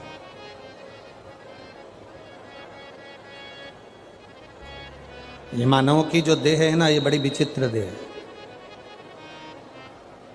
बचपन में होमवर्क लेते हो, होमवर्क करते हो, जवानी आती है तो होम लोन लेते हो, और बुढ़ापा आता है तो अलोम और विलोम करते हो। ये एक अवस्था है हमारी, ये हमारा जीवन की एक श्रृंखला है कि हमें करना है, हम करते। शिव तत्व कह रहा है, भगवान शंकर का पावन चरित्र कह रहा है। एकांबरेश्वर महादेव कांचीपुरम में, तमिलनाडु में, भारत की भूमि पर दुनिया के सबसे विशाल मंदिरों में, जो विशाल मंदिरों की गणना होती है, उन विशाल मंदिरों में सबसे बड़े मंदिर की गणना में कांचीपुरम का, ये तमिलनाडु का मंदिर एकांबरेश्वर महादेव का आता है। एकांबरेश्वर, जहां पर पाषाण का शिवलिंग नहीं है, जहां पत्थर का शिवलिंग नहीं है, जहां सोना और चांदी का शिवलिंग नहीं है, जहां हीरे पन्ने का शिवलिंग नहीं है, जहां पर मिट्टी का पार्थिव शिवलिंग की पूजन होता। अब जरा विचार करिएगा, गुरुजी क्या बात कर रहे हो? ये पार्थिव शिवलिंग, मिट्टी का शिवलिंग जहां एकांबरेश्वर महादेव के मंदिर में पूजा जाता है, वहां क्या वो शिवलिंग मिट्टी का फटा नहीं होगा? क्या उसमें दरार नहीं पड़ी होगी? क्या वो मिट्टी का शिवलिंग बेकार नहीं हुआ होगा? हम जब पार्थिव शिवलिंग का निर्माण करते हैं तब उस समय उसमें हम बहुत से पदार्थ डाल देते हैं। आप कुछ डालें ना डालें, दो चीजें मिट्टी के अंदर अवश्य डालें, एक मक्खन या दूध या गाय का, जम के बोलो, घी, और दूसरा भस्म। ये दो चीजें क्यों डालना चाहिए? कि शिवलिंग अच्छा बनेगा, शिवलिंग पक्का रहेगा, दरार नहीं पड़ेगी, उसके लिए डालना चाहिए क्या? ना ना ना, पार्थिव शिवलिंग का निर्माण करने वाले दो चीजों का स्मरण अवश्य रखें। पहला, मिट्टी के अंदर जब हम मक्खन, दूध या गाय का घी डालकर शिवलिंग का निर्माण करते हैं, जिसके घर में वंश नहीं बढ़ता, 20 साल, 25 साल, 15 साल, 12 साल हो गए हों, और जिसके घर में बच्चा ना हुआ हो, हम उनसे भी निवेदन करेंगे कि प्रत्येक प्रदोष, प्रत्येक शिवरात्रि, हर महीने प्रदोष आती है, हर महीने शिवरात्रि आती है, प्रत्येक शिवरात्रि, प्रत्येक प्रदोष को आप मिट्टी के अंदर मक्खन या गाय का दूध या गाय का घी, देसी गाय का मिलाकर शिवलिंग बनाकर उसकी पूजन करना प्रारंभ करें। 1 साल पूरा नहीं होगा, भले 20 साल हो गए होंगे, पर आपका गर्भ जरूर ठहरेगा, ये निश्चित। भले 20 साल हो गए, 22 साल हो गए, 25 साल हो गए, डॉक्टर ने मना कर दिया नहीं होगा, फिर भी आप बाबा पर भरोसा, बोल बम का नारा है, बाबा है। आप विश्वास के साथ शिव की आराधना करिए। गाय, देसी गौ माता का दूध, मक्खन, घी, ये हमारे मिट्टी के अंदर मिलाकर जब हम शिवलिंग का निर्माण करते हैं तो हमारा वंश बढ़ता। दूसरा भस्म, दूसरी चीज क्या है, जम के बोलो जरा पीछे वाले भी, और जितने आसपास के जितने पांचों पंडालों में जो बैठे हैं, जो अलग से पंडाल लगाए गए हैं उनमें भी जो भरे बैठे हैं, इधर के पंडालों में पीछे वाले, और जितने लोग रोड पर बैठे हैं, जितनी दुकानों के अंदर बैठे हैं, वो भी जरा सावधानी से सुनना। ये पार्थेश्वर शिवलिंग कथा आपको बाद में नहीं मिल पाएगी, बड़े ध्यान से सुनना। ये अपनी जिंदगी बनाने के लिए माँ पीताम्बरा ने अपने धाम में करवाई है, अपने जीवन को कृतार्थ करने। कार्यकर्ता कितनी भी बात करें, पड़ोसी कितना भी बोलता रहे, उसका कोई जवाब मत दो। आप कथा सुनने आए हो, बड़ी मेहनत से धूप में चलकर आए हो, 500 रुपए खर्च कर कर यहां पहुंचे हो, दिल से सुनना तो बाबा दिल से तुम्हारी झोली भर कर भेजेगा। समय बर्बाद मत करना बिल्कुल भी, और जिसको समय बर्बाद करना है वो चुपचाप से उठकर यहां से पंडाल से बाहर जाकर अपनी गाड़ी उठाकर जा सकता। बड़ी मुश्किल से कथा मिलती है, और दतिया वालों के तो भाग्य में आदरणीय गृह मंत्री जी ने करा ली, तो बाबा की कृपा से ये इतना बड़ा कुंभ भरा गया। यही बाबा की कृपा, दिल से सुन लो उसको। पहले नंबर पर है मिट्टी में मिलाया गया मक्खन, घी या दूध। दूसरे नंबर पर है, जम के बोलो जल्दी से, भस्म। ये दूसरे नंबर पर भस्म का प्रयोग, शिवलिंग का जब निर्माण करे, पार्थिव शिवलिंग जब बनाए, मिट्टी में थोड़ी सी भस्म जरूर मिलाए। भस्म किस चीज के लिए होती है? भस्म किसके लिए धारण कराई जाती है? तो महाराज शिव महापुराण की कथा कहती है, जब शरीर में कोई बड़ी बीमारी आने वाली होती है, आप एक साधारण सा प्रयोग कर कर देखिएगा अपने जीवन में। एक साधारण सा प्रयोग, जब आपको लगे कि डॉक्टर ने बोला है कि कोई बड़ी बीमारी का चांस बन रहा है, कोई बड़ी बीमारी होने वाली है, आप थोड़े दिन तक देवाधिदेव महादेव का ये शिवलिंग, ये जलाधारी, ये जहां से जल बहता है, गणेश जी का स्थान, कार्तिकेय जी का स्थान, बीच में एक मोटी सी लाइन अशोक सुंदरी, शिवलिंग जो शिवलिंग रखा है, जो जलाधारी है वो मां पार्वती जी का हस्त कमल, ऊपर से एक एक बूंद जो पानी गिर रहा है,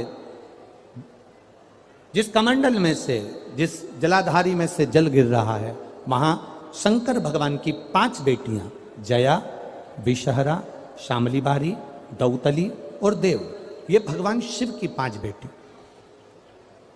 जब आपको लग रहा है कि मेरी जांच होने जा रही है, जब आपको लग रहा है कि मुझे डॉक्टर को दिखाने जा रहे हैं, मुझे लग रहा है कि कोई बड़ी बीमारी ना निकल जाए, अल्ट्रासाउंड करा रहे हैं, एक्सरे करा रहे हैं, उससे पहले घर में अगर थोड़ी सी भस्म रखी है, उस भस्म को जब आप जल चढ़ाने के लिए शिव जी के मंदिर में जाओ, हॉस्पिटल में दिखाने के लिए जांच कराने जाओ, उससे पहले एक काम जरूर करना, शंकर भगवान का जहां शिवलिंग रखा है, उस शिवलिंग के पास में भस्म का लेपन कर कर देवाधिदेव महादेव पर 1 लोटा जल समर्पित कर कर उसी भस्म को अपने कलेजे पर, अपने हृदय पर लगाकर देवाधिदेव महादेव का पंचाक्षर मंत्र नमः शिवाय, षडाक्षर मंत्र ओम नमः शिवाय या श्री शिवाय नमस्तुभ्यम बोलकर फिर आप जांच के लिए चले जाओ। कोई बड़ी बीमारी तुम्हारी जिंदगी में निकल ही नहीं सकती। भस्म भस्म हो, भस्म का काम क्या?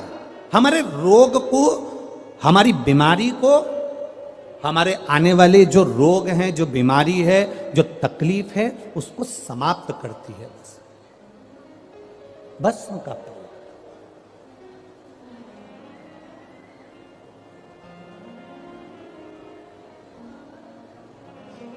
शिवलिंग का निर्माण कर रहे हो, पार्थिव शिवलिंग का, उसमें थोड़ी सी भस्म हमारी बीमारी को हर लेती है, थोड़ी सी भस्म हमारी तकलीफ को हर लेती है। भस्म का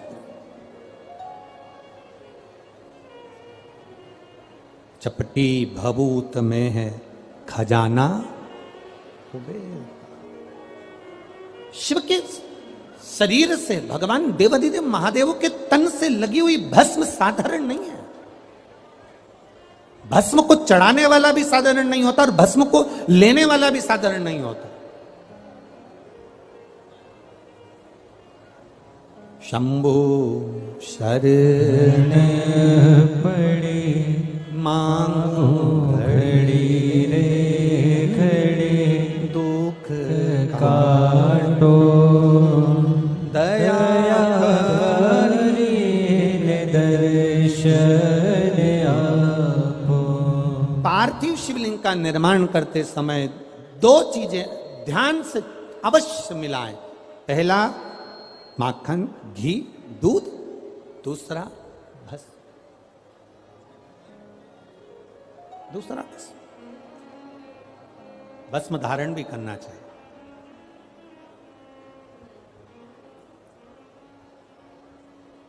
आज हम सुबह जब 10 बजे सबसे मिल रहे थे तो एक भाई ने, अब वो कौन था हमें नहीं मालूम, उसने हमसे जाते जाते एक प्रश्न किया, गुरुजी रुद्राक्ष की माला पहनना क्या जरूरी है? तुलसी की माला पहनना क्या जरूरी है? अगर हम नहीं पहने तो तेरी मर्जी। उसने हम क्या, नहीं पहने तो वो तेरी मर्जी। हमने उस समय तो उत्तर नहीं दिया, पर हम आपसे इतना सा निवेदन करना चाहेंगे, यहां बहुत सारे, ढेर सारे कुत्ते घूम रहे हैं। दतिया में भी, हमारे आसपास में, तुम रोडों पे देखना, ढेर सारे कुत्ते घूम रहे हैं। उसमें एक कुत्ता ऐसा होता है जिसके गले में पट्टा डला होता है, तो पट्टा डला हुआ कुत्ता लगता है कि इस कुत्ते का कोई मालिक है।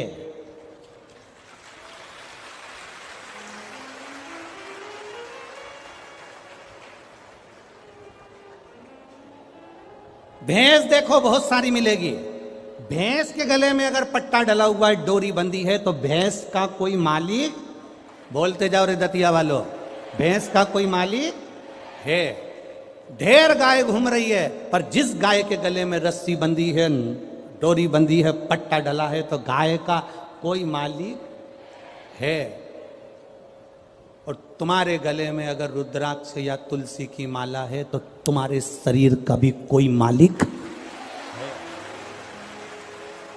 और नी पहनो तो ढेर घूम रहा है, उसमें कोई विशेष वाली बात नहीं।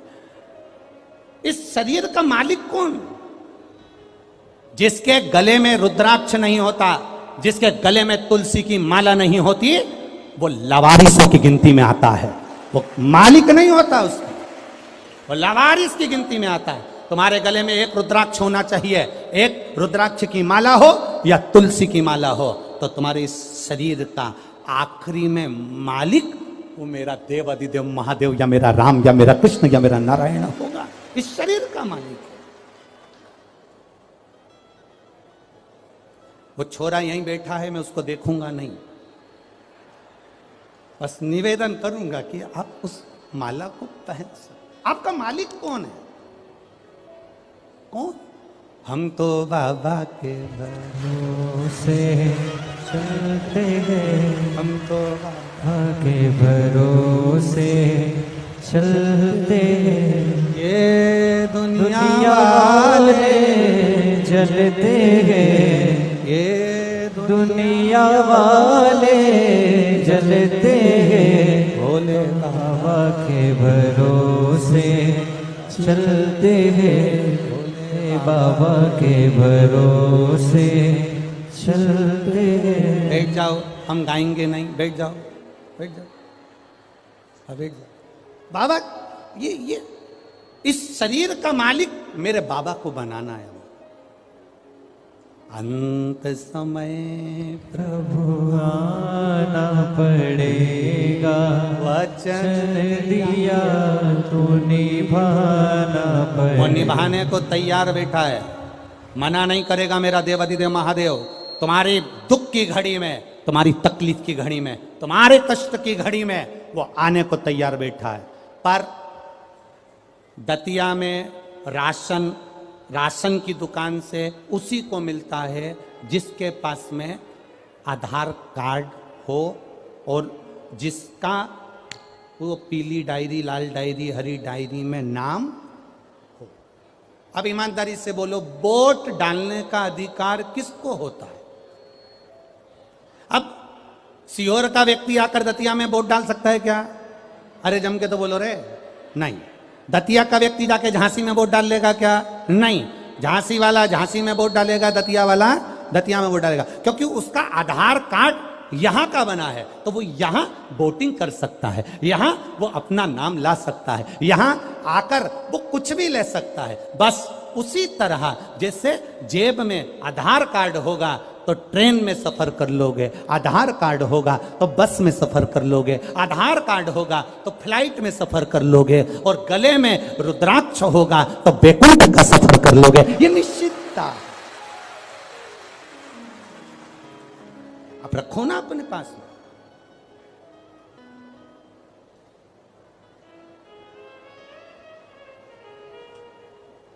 सोने की माला और रुद्राक्ष की माला में एक ही अंतर है।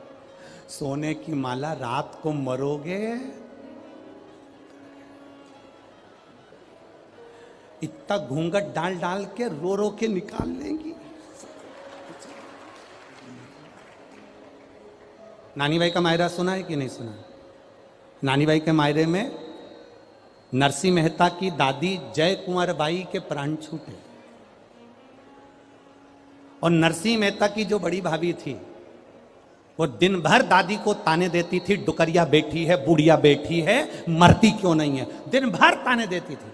नरसिंह मेहता को धक्के मारकर निकाल दिया था जिसने, अपनी देवरानी को धक्के मारकर निकाल दिया था वो नरसिंह मेहता की भाभी। जब सास मरी, दादी सास, तो उनसे गले लग लग के रो रही, इतना इतना घूंघट करके रो रही। जब दादी सास जिंदा थी तो पल्लू को यहां रखती थी, और जैसे ही डोकरी मरी, बूढ़ी अम्मा मरी, बूढ़ी माँ मरी, दादी मरी, उसने पल्लू को यहां रख लिया और गले लग के रो रही। नरसिंह जी ने अपनी पत्नी से कहा, मेरी भाभी कितनी रो रही है, कितनी रो रही मेरी भाभी। इतने में नरसिंह जी की पत्नी बोली, सही कह रहे हो, दिन भर गाली देती थी पर आज दुख भी सबसे ज्यादा इसी को हो रहा है। थोड़ी देर बाद गले लग लग के रोने के बाद जेठानी ने देवरानी से कहा, मैं पानी पी के आती हूं, तू रो ले, मैं पानी पी के आती हूं, तू रो ले। जो देवरानी रोने के लिए बैठी, उसने देखा जेठानी गले लग लग के इसलिए रो रही थी क्योंकि सास के कान में सोने की मुर्की थी, उसको दांत से कतर रही थी। सोने की जो मुर्की थी कान में, उसको दांत से कतर रही थी, और मुंह में धर के और चली गई, और पानी के मटके में डाल के आके अब कहने लगी, जल्दी ले जाओ, जल्दी ले जाओ। वाह वारी दुनिया, मतलब की दुनिया में किसी का कोई नहीं। कौन तुम्हारा, कौन रिश्तेदार, कौन नातेदार, कौन कुटुंबी, अंत समय में कोई साथ ना देगा। जितना पहने हो आभूषण सब उतर जाना है। अंत समय में केवल जो रुद्राक्ष की माला तुम्हारे गले में है, जो तुलसी की माला तुम्हारे पास में है, वो अंत समय में वो ही आधार कार्ड है। उसको देखकर बैकुंठ और कैलाश का प्रवेश हो जाएगा। उसी को देख प्रवेश।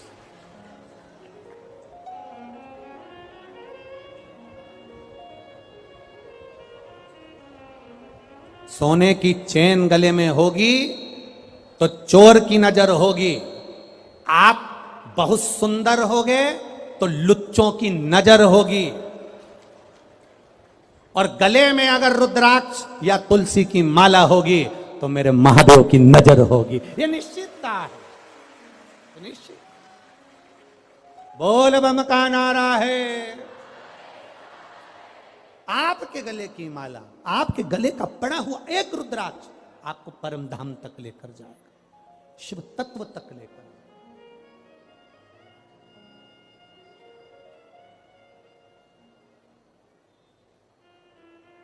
साधारण नहीं शिव,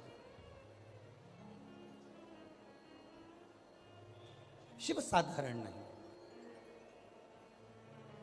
एक बार की बात है, शंकर भगवान से माता पार्वती जी ने कहा, प्रभु मेरा मन है, मेरा मन,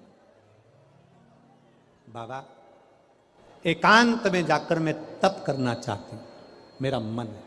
शिव जी ने कहा जाओ।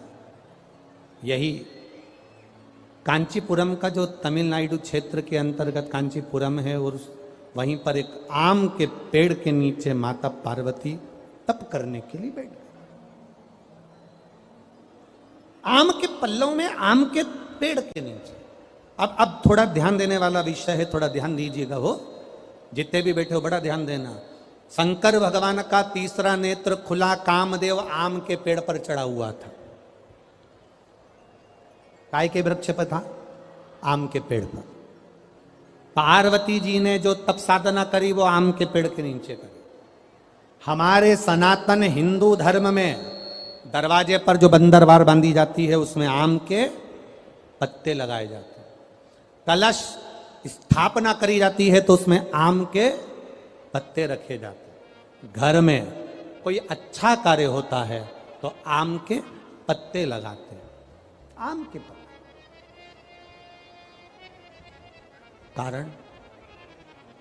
कारण क्या था? केवल एक कारण। देवाधिदेव महादेव ने जब कामदेव को भस्म करा, उस समय पर भगवान शिव का नेत्र कामदेव पर पड़ा, कामदेव भस्म हुआ। आम के पल्लव में छुपा था, आम के पल्लव में। आम का वृक्ष भी उस समय पर कामदेव के भस्म होने पर जलने लगा, तड़पने लगा, चिल्लाने लगा। आम के पल्लव में से आवाज आने लगी, बाबा बाबा बाबा कहकर जब पुकारा, बाबा बाबा कहकर पुकारा, 2 बार आम के पल्लव ने कष्ट होने पर हर हर कह दिया। क्या बोला है? जम के बोलो जरा। हर हर। केवल 2 बार आम के पल्लव ने बोलना चाह रहा था, मैं हरा भरा हूं, हरा हरा हूं, और आपने मुझे जला दिया। हर हर बोला। शिव जी की दृष्टि पड़ गई।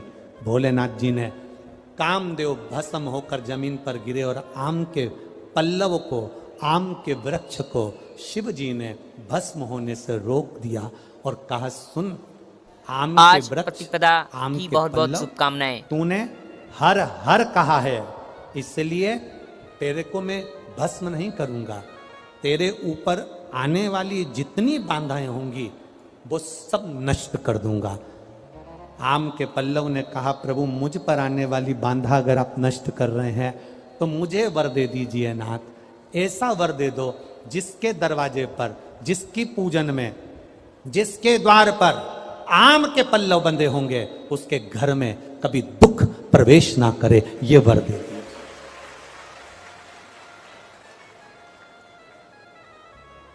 शिव मंदिर जाते हो आप लोग? सब लोग जाते हैं? हफ्ते में 1 बार का नियम बना लो, मुख से बोलने का, हर हर। ज्यादा बार नहीं बोलो तो हम तो पहले बोलते थे, ऐसा नहीं कि हम कथा में नहीं बोलते थे, हमारी आदत थी, हम पहले कथा में बोलते थे, दीन बंधु दयालु दया कीजिए, जो दोनों हाथ उठाकर हर हर महादेव नहीं बोले उसको उठा लीजिए। हम ऐसा बोलते थे, हमारी आदत में था, और लोग हाथ उठाकर बोलते थे। परंतु कई लोगों ने पत्र लिखे कि गुरुजी आप कहते हो कि हर हर महादेव बोलिए, नहीं तो भगवान उठा लीजिए। हम केवल इतना सा कहना चाहते हैं कि आप ऐसा बोलना बंद कर दो, क्योंकि हम हेडफोन लगा के कथा सुनते रहते हैं और गाड़ी चलाते रहते हैं। अब हम 2 व्हीलर गाड़ी चला रहे हैं और तुमने कह दिया दोनों हाथ उठाकर जो हर हर महादेव नहीं बोले तुम उसे उठा लीजिए। अब हमको गाड़ी खड़ी करना पड़ती है, फिर चिल्ला के बोलना पड़ता है हर हर। तो जितने लोग खड़े रहते हैं वो हमको ही देखते रहते हैं, पागल हो गया है। इसलिए महाराज जी निवेदन है कि तुम ये कथा के बीच में हर हर महादेव बोलना बंद करो। इसलिए हमने तब से थोड़ा सा लोगों के भाव देखकर, बेचारे 2 व्हीलर वालों को, क्योंकि वो गाड़ी चला रहा है और फिर वो उसको देखकर, इसलिए थोड़ा बंद। पर आप बोल सकते हो, आपको बोलने की मना नहीं है। पहले नंबर के पंडाल वालों, दोनों हाथ उठाकर, तुम काहे को बोले, धरो नीचे। पहले नंबर वाले जरा अच्छे दम के बोलो, जरा एक बार दोनों हाथ उठाकर। हाँ ठीक है। तीसरे नंबर वालों उठाओ हाथ और बोलो। बहुत बढ़िया। अब तेरा क्या होगा कालिया? तुम बोल लो, दोनों हाथ उठा के। बहुत बढ़िया, जोरदार। अरे लुटा दिया भंडार काशी वाले ने, कर दिया माला माल काशी वाले ने। बोल। लुटा दिया भंडार काशी वाले ने, कर दिया माला माल काशी वाले ने। लुटा दिया भंडार काशी वाले ने, कर दिया माला माल काशी वाले ने। लुटा दिया भंडार काशी वाले ने, कर दिया माला माल काशी वाले ने। लुटा दिया हाँ लुटा दिया, लुटा दिया लुटा दिया, लुटा दिया हाँ लुटा दिया, लुटा दिया लुटा दिया। लुटा दिया भंडार काशी वाले ने, कर दिया माला माल काशी वाले ने। लुटा दिया भंडार काशी वाले ने, कर दिया माला माल काशी वाले ने। लुटा दिया भंडार काशी वाले ने, कर दिया माला माल काशी वाले ने। लुटा दिया भंडार काशी वाले ने, कर दिया माला माल काशी वाले ने। कर दिया माला माल काशी वाले ने, कर दिया माला माल काशी वाले ने, कर दिया माला माल काशी वाले ने, कर दिया माला माल काशी वाले ने। अरे लुटा दिया भंडार काशी वाले ने, कर दिया माला माल काशी वाले ने। ओ लुटा दिया भंडार काशी वाले ने, कर दिया माला माल काशी वाले ने। बड़े भाव से दोनों हाथों से ताली सेवा देते हुए।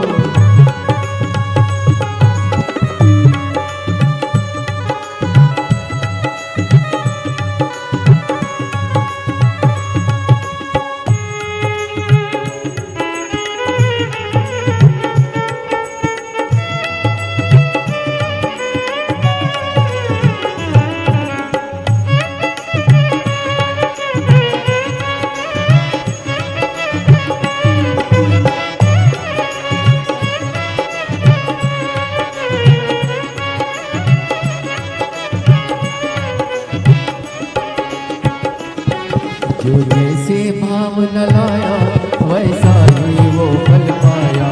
जो जैसे भाव न लाया वैसा ही वो फल पाया। नहीं खाली उसे लौटाया वो मन ही मन हर्षाया। नहीं खाली उसे लौटाया वो मन ही मन हर्षाया। कर दिया उसे निहाल काशी वाले ने, कर दिया माला माल काशी वाले ने। कर दिया उसे निहाल काशी वाले ने, कर दिया माला माल काशी वाले ने। कर दिया माला माल काशी वाले ने, कर दिया माला माल काशी वाले ने। ओ कर दिया माला माल काशी वाले ने, कर दिया माला माल काशी वाले ने। अरे लुटा दिया भंडार काशी वाले ने, कर दिया माला माल काशी वाले ने। लुटा दिया भंडार काशी वाले ने, कर दिया माला माल काशी वाले ने।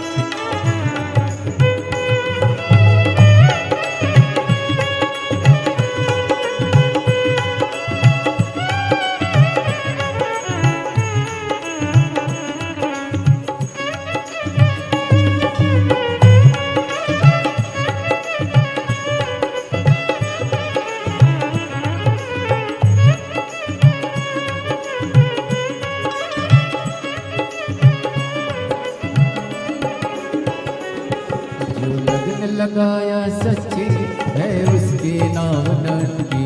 जो लगन लगाया सच्ची है उसकी नाव नटकी। जो लगन लगाया सच्ची है उसकी नाव नटकी। जो लगन लगाया सच्ची है उसकी नाव नटकी। पेड़ों को मार लगाया नहीं देर करी पल भर की। पेड़ों को पार लगाया नहीं देर करे पल भर के। मिटा दिया जंजाल काशी वाले ने, कर दिया माला माल काशी वाले ने। मिटा दिया जंजाल काशी वाले ने, कर दिया माला माल काशी वाले ने।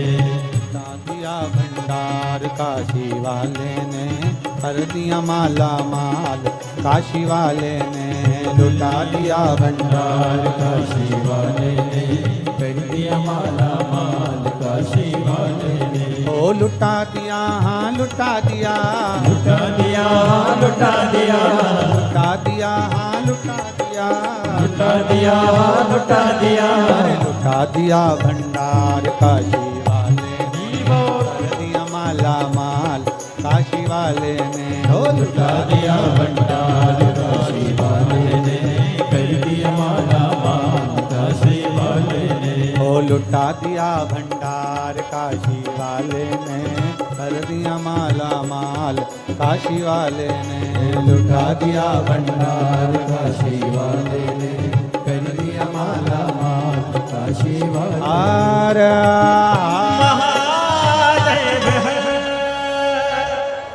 अपने स्थान पर बैठकर भगवान देवादिदेव महादेव से भाव से प्रार्थना करिए। बोल बम का नारा है, जहाँ जगह मिल जाए वहाँ बैठकर भगवान देवादिदेव महादेव से, जितने भी लोग जाली के इधर उधर खड़े हैं उनसे भी कहेंगे, बार बार मौका नहीं मिलेगा, जहाँ जगह मिल जाए वहाँ बैठ जाओ और बैठ के बाबा से प्रार्थना करिए। क्योंकि कथा में, शिव महापुराण में सबसे मूल है, आप बैठकर जब बाबा से कहते हो कि मेरे दुख को काटो, तो बाबा 3 महीने के अंदर आपका दुख बाबा काटता जरूर है। जहाँ जगह मिले वहाँ बैठकर, जो बाहर खड़े हैं दुकानों के सामने रोड पर, जहाँ तुम्हें मौका मिल जाए वहाँ बैठकर 2 क्षण बाबा से हृदय से प्रार्थना करो।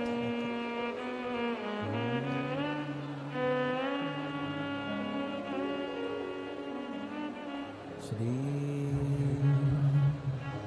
शिवाय नमस्तुभ्यं, श्री शिवाय नमस्तुभ्यं, श्री शिवाय नमस्तुभ्यं, श्री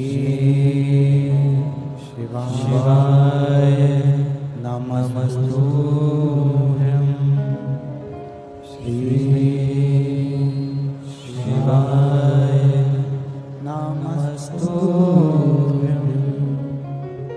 भोला सब दुख काटो हमारा, ओ भोला सब दुख का।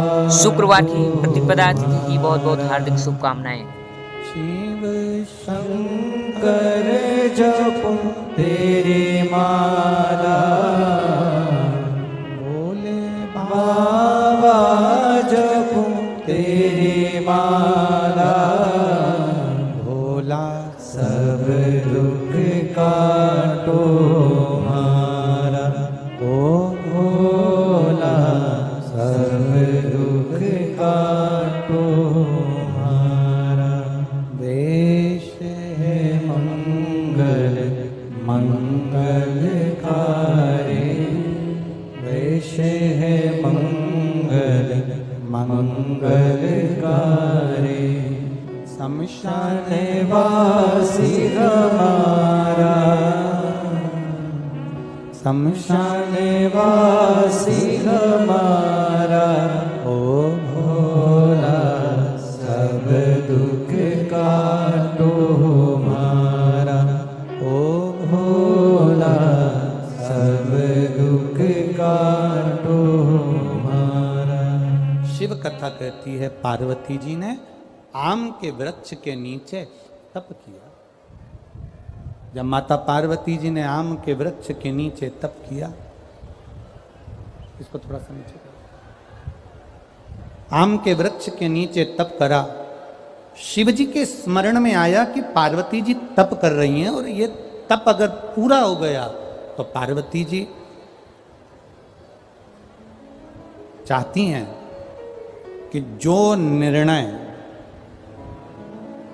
पार्वती जी चाहती हैं, जो निर्णय शिव दें वो निर्णय मेरी साक्षी में, मेरी साक्षी में। बाबा देवादिदेव महादेव ने यह बात तो पार्वती जी से पहले भी कह दी थी कि पार्वती कोई भी निर्णय दूंगा ये तेरी साक्षी में दूंगा, पर पार्वती मैया चाहती हैं साक्षी में निर्णय, साक्षी में निर्णय। शिव कथा कह रही है, भगवान शंकर का संवाद कह रहा है, शिव महापुराण का चरित्र कह रहा है, शिव तत्व कह रहा है। भोलेनाथ जी ने गंगा जी को भेज दिया, जाओ गंगा,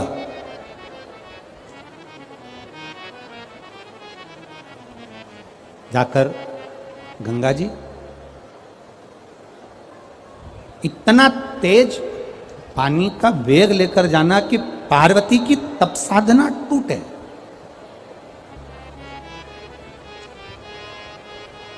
जल के वेग को लेकर जाइए जिससे तप साधना पार्वती जी की टूट गई। शिव जी के मंदिर जाना भी एक तप है, शिवालय में पहुंचकर एक लोटा जल चढ़ाना भी एक तप है। शंकर भगवान के लिए भगवान शिव का श्रृंगार करना भी एक तप है।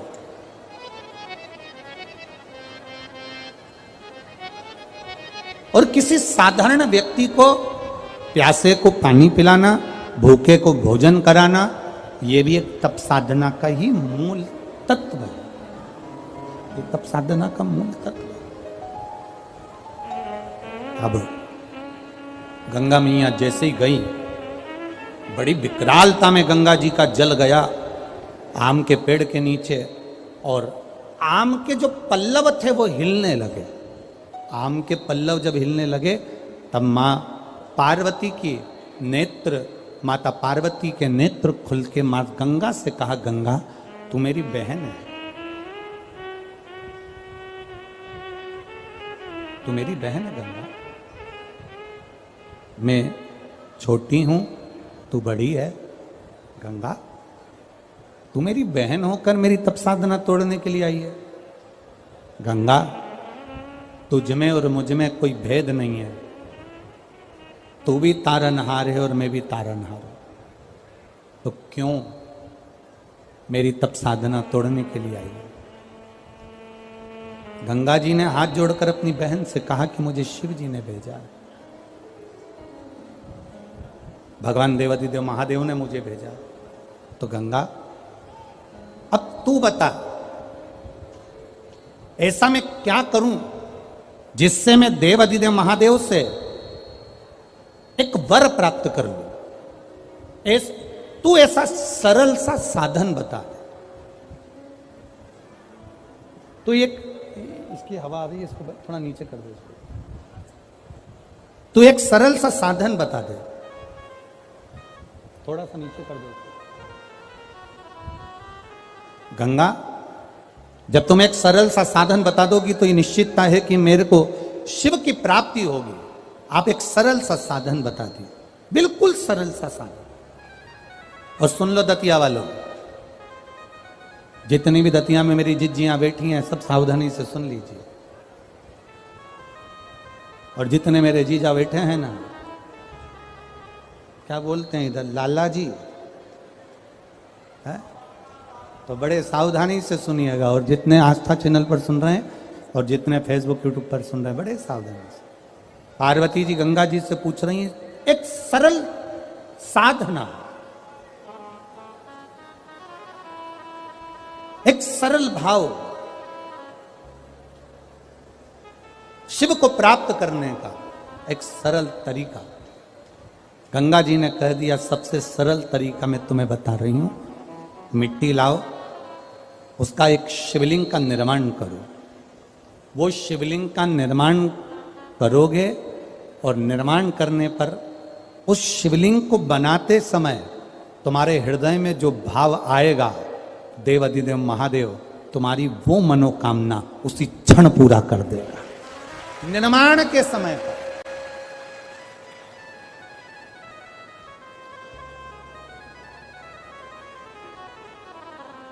आप जब शिवलिंग का निर्माण करें, यहाँ करोड़ों शिवलिंग का निर्माण हो रहा है, करोड़ों शिवलिंग का, पार्थिव शिवलिंग का निर्माण करें तो आपके भीतर का भाव शुद्ध होना चाहिए, आपके भीतर का निर्मल स्वभाव होना चाहिए।